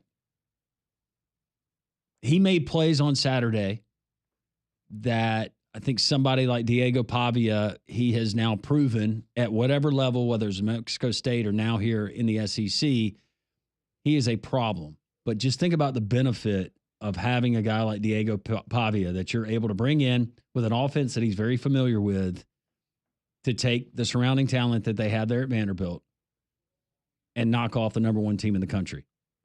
But on the flip side, think about some of the gambles that other teams have made through the quarterback. And you base it all on expectations and what this guy did somewhere else. And a lot of times it is a crap shoot. But look at a guy that came from Ohio University in Rourke and what he's doing now for Curt Cignetti in Indiana, who is undefeated.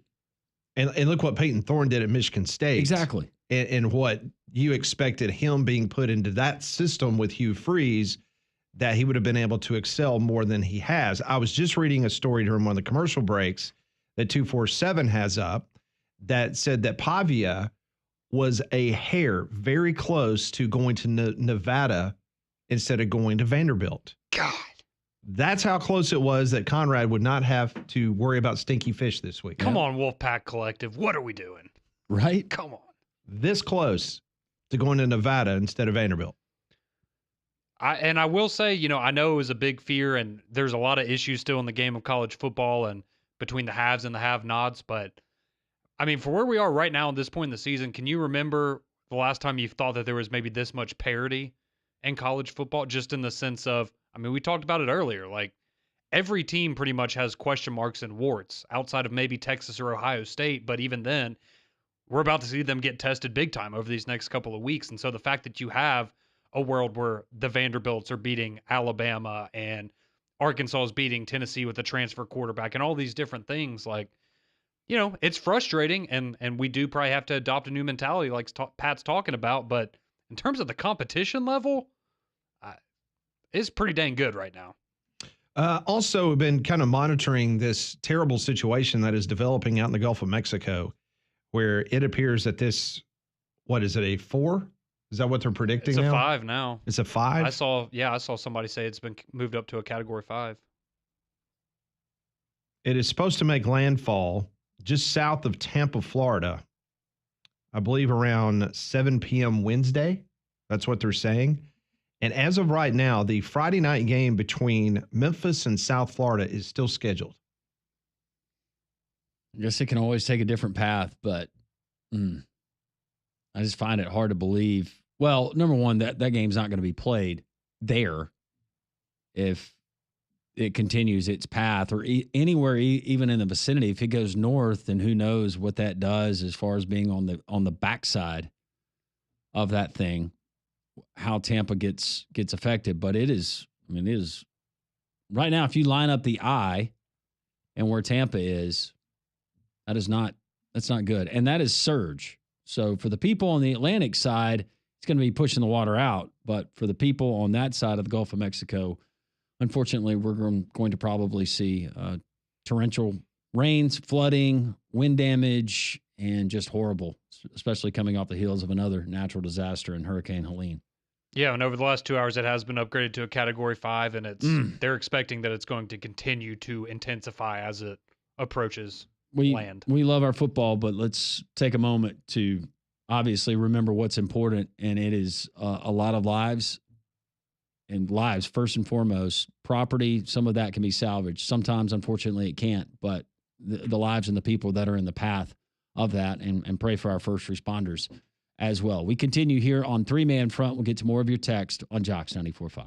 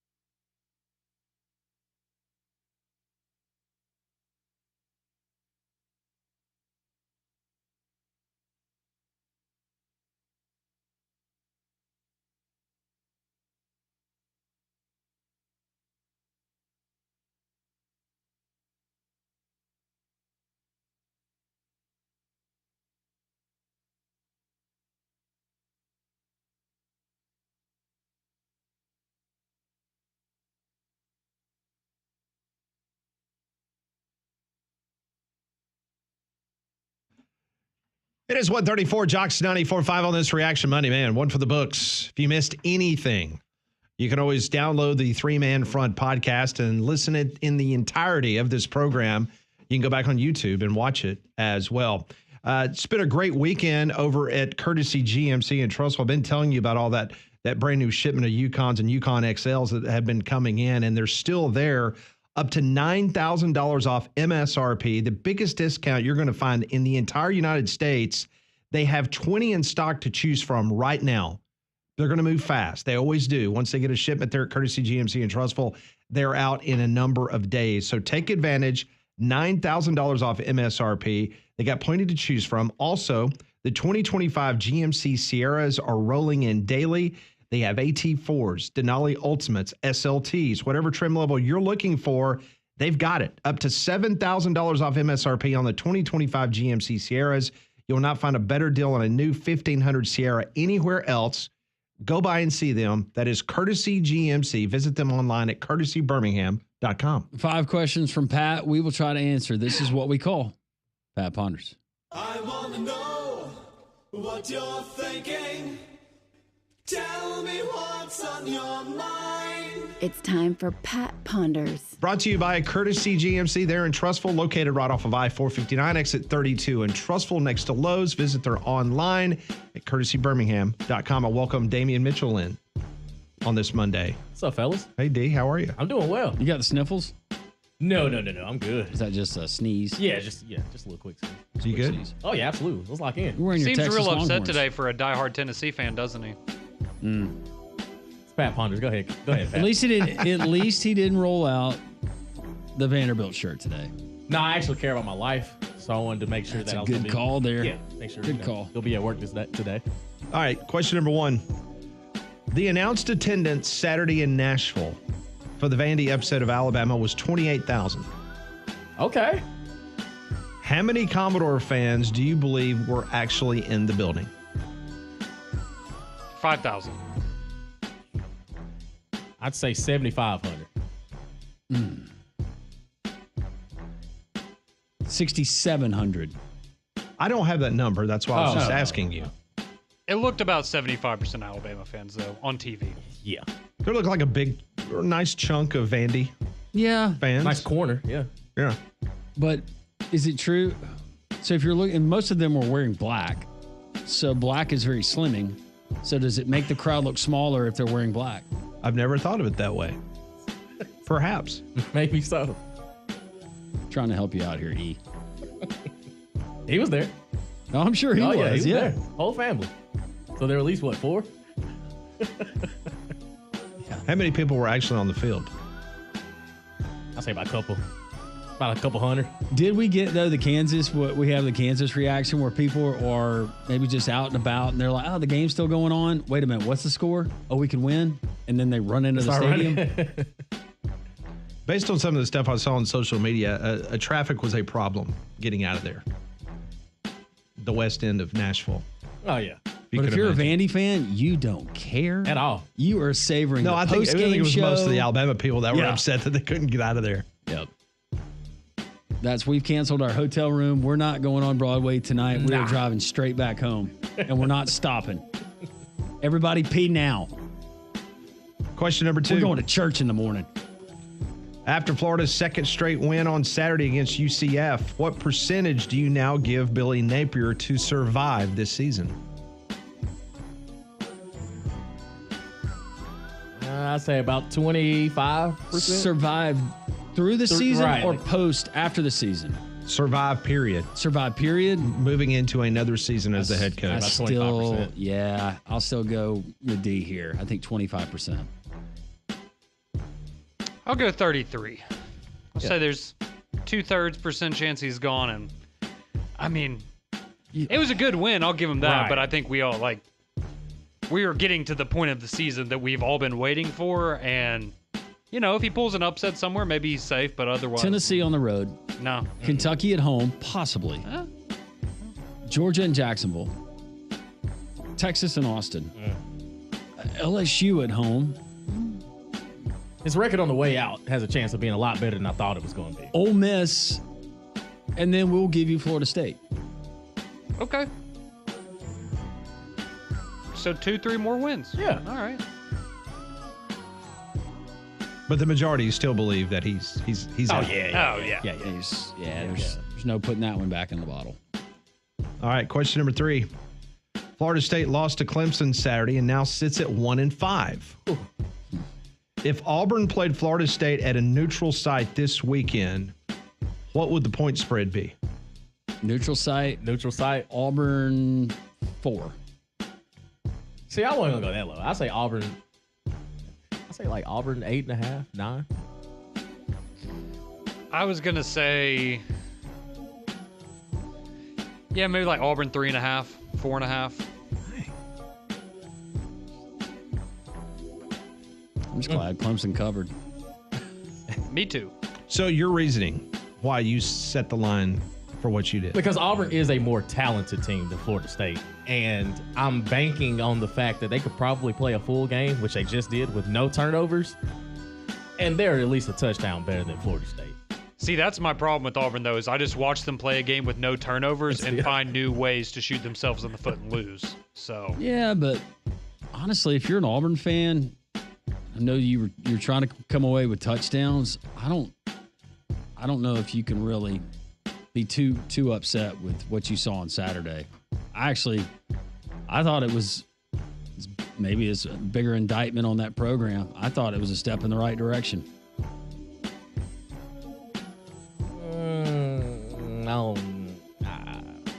I don't say this is y'all show. I'll wait till the morning. No, go ahead. No, I You have the microphone. I didn't come away with that. I came away with kind of to Conray's point. You're finding other ways to still lose, and I've done a lot of losing in my life, especially in college. What was new about the 4th and 1 is finding a way to lose. It's after a stoppage, you still aren't sure of what the play is. And like to me, when Peyton Thorne does that, and again, maybe he did just completely go off script. You as a head coach of Hugh Freeze, you have to say like, whatever he's thinking he's doing, I need to call a timeout and say, hey, big dog, no. I call dive left. We're running dive left. So this isn't for you, though, a matter of Auburn wins the football game if they do that. This was more of just the things that happened within the game that might not have led to a loss, but that need to be corrected. Needs to be correct. Yeah. Well, that's fair. You didn't turn the ball over. That's a start. Right. I just don't think Florida State's good. No. They're just not good. They're not good. Question number 4. A Cal student made a field goal Saturday on game day, won $100,000. That was so awesome. In his Vans. While you were in college, which of these promotions would have given you the best opportunity to winning scholarship money? Field goal on game day, half-court basketball shot, or a full-length basketball court golf putt? For me, it would have been half-court shot. I used to practice those. Yeah, I thought you were going to give us the little Dr. Pepper thing they do where they're throwing them in the cans. Yeah, I'd probably go with the half-court shot. I feel like that one is just, you have the best odds of that one, I think. Half-court shot. My putt game still isn't where I need it to be. Now I don't feel confident of, letting the world see it. But half-court shot, yeah, it is what it is. Kicking field goals is hard, too. I think it's one of those things people look at it and they go, give me a couple practice reps and I'll be good to go. No, it's tough. It's hard. It's not easy. My brother could kick the you-know-what out of a football. And actually in a high school game, he made it was like a 48, 49-yarder. He could thump it, but kicking ain't easy. Yeah, trust me. And doing it in Vans. And doing it in Vans and probably, in front of that crowd. And not to mention the fact that even though he was on that turf surface, probably a little bit of dew, little moisture, little cool morning. Yeah. It's just the perfect storm, Pat. Sometimes that's what you need. The kid had not been to sleep. Oh, no. He said they got there at like 11:45 the night before. They'd been up all night. Maybe that helped him. Just being delirious. Yeah. And I saw how I performed in the punt, pass, and kick competition in Sanford. Oh, we weren't going to bring that Even kicking off the tee. It ain't. I was a return specialist, not a kickoff. It's definitely an art. It is. That'd have been something if that kid's shoe would have come off and popped Herb Street in the face. I thought it was really cool, though, that, I don't know, if McAfee, is that coming straight out of his pocket or is that thing's insured by somebody? I know. I just wanted your reaction there. But that they added the extra $100,000 towards hurricane relief and they upped his prize to $100,000. I was about to say, I think it was $600,000 total. Man. From the kick. He got $100,000 and then $500 was a donation. Amazing. That was awesome, though. All right, final question of the day. Yes or no? Will you guys be surprised if Malachi Moore is starting Saturday against South Carolina? No. No. No. No. No. No. No. And I know what I said at the beginning of the show, and I didn't think that they were going to suspend him. That was just my personal opinion. No. Even for a quarter? No. No. No. Even for a series? No. That is water under the bridge, Pat. What are you Pat, talking he had about? 24 hours to think about it, and They're then they reminded handling him it to post internally. his Exactly. response. What are we going For to the do? record, I have no problem with We're going to send this him kid to playing. jail? He kicked a Right. football. He showed emotion. Just a Now, couple was it grass drills did after it come practice? off as super classy? No, but I appreciate the fact that he cares so much. Did Greg go off on him this morning like Damian Harris did? Nah. He just said it was dumb. Like, you're a captain. Be smarter. Don't let your Yeah. emotions take over. No. So he Don't didn't- die on that hill. He What didn't go point are down you the gonna road make? of Damian Harris. Nah. He ain't stripping the sea off. If they did not, and I feel like we've had this hypothetical before, but if they make that stance and they're like, nope, and whoever's playing quarterback for South Carolina torches the guy that comes in for him, you think Alabama fans are going to go, well, no, this was not on Kalen because he did what he had to do in Right. setting that example for Malachi in the last game towards the closing minutes. And no. And to Damian Harris's point, if nobody's heard it, like how they used to get rough and rowdy. Malachi Moore got that dog in him. Like I could see him pulling a Jon Snow. I could see him pulling a Jon Snow. I would rather see, you know what? He I can would hold his rather own. see that than see Malachi Moore. And I'm not saying an Alabama player was doing that, but then him going and joking with his teammates and talking about what they're going to do when they get back to Tuscaloosa later on that night. That I would have a real big Right. problem with that. Yeah. Again, not defending his actions, but you can look at it on the flip side and saying, you know what? Who cares? I'm getting my NIL money. Who cares? I don't care. At least he's not on Instagram Live doing dances after a loss like Right. a certain person that was on the team last year and is not anymore. So that was worse. All right, that's today's Pat Ponders, brought to you by courtesy GMC in Trustful. Go by and visit them. I-459 exit 32 in Trustful. As promised, we will get to your text. 205-834-9450. Reaction Monday continues. Three-man front and Jocks 94.5.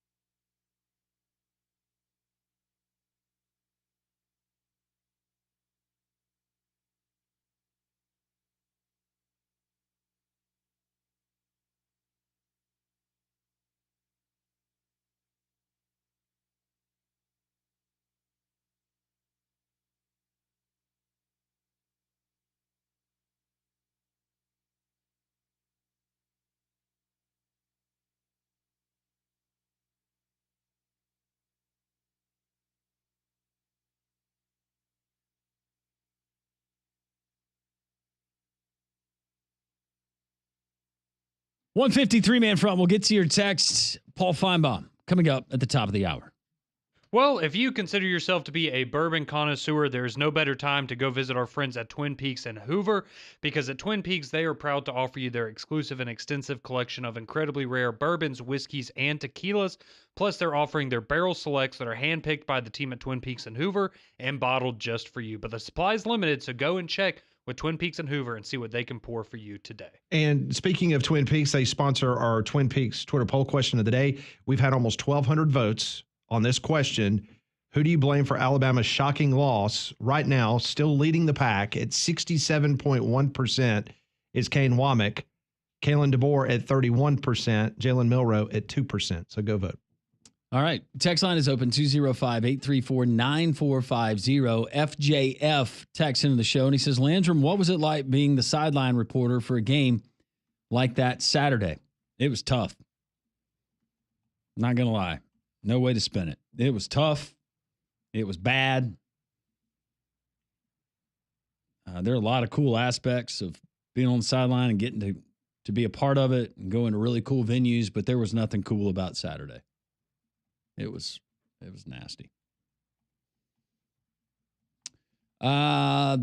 This is a text coming in from Bobby. Given it was Vandy, the only way Conrad should be able to knock time off of smelling the stinky fish is to go nose to fish. Oh. That smell will never come out of your nose hair. Probably or not. Your mustache. It'll probably singe my hairs. You might have to shave. I might. Your head and your face before you do this. What do you have to do if you get sprayed by a skunk? your eyebrows. Is it a tomato bath? Is that what it is? Sounds right. Whatever it is to get all the stink so. off, I feel like I'm going to have to do that. Maybe buttermilk. Will buttermilk maybe help? Oh, I don't know. I don't want...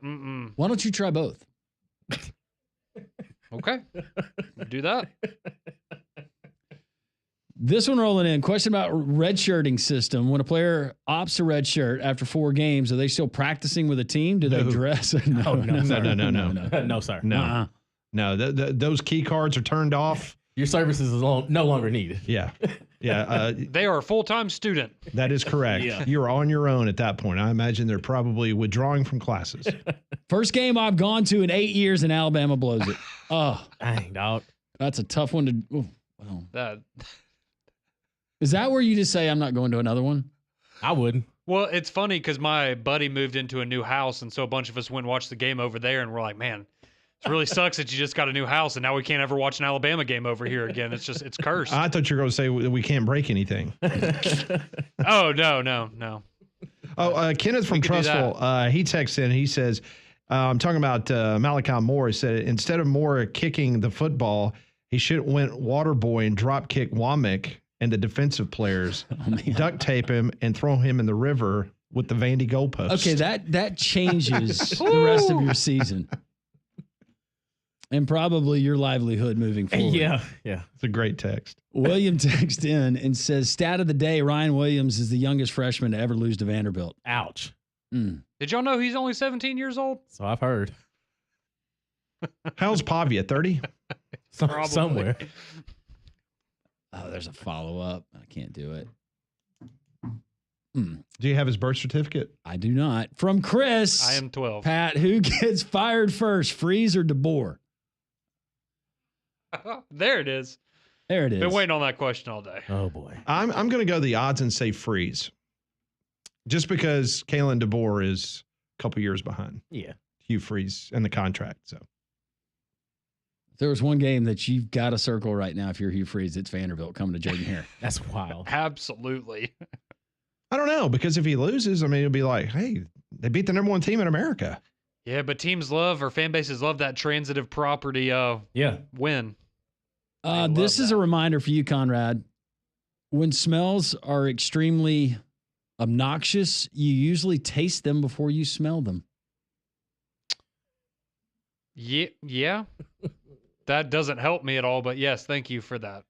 Austin says, I have respirators if y'all need to borrow those. Not you, Conrad, just the rest of us. Yes, actually, that would be great, Austin. And you can text me and we will try to line that up. We're going to need some the respirators. Paddles? Huh? The paddles? The respirators, like the mask. Oh. Like the true mask. Oh, I was thinking of the... Never mind.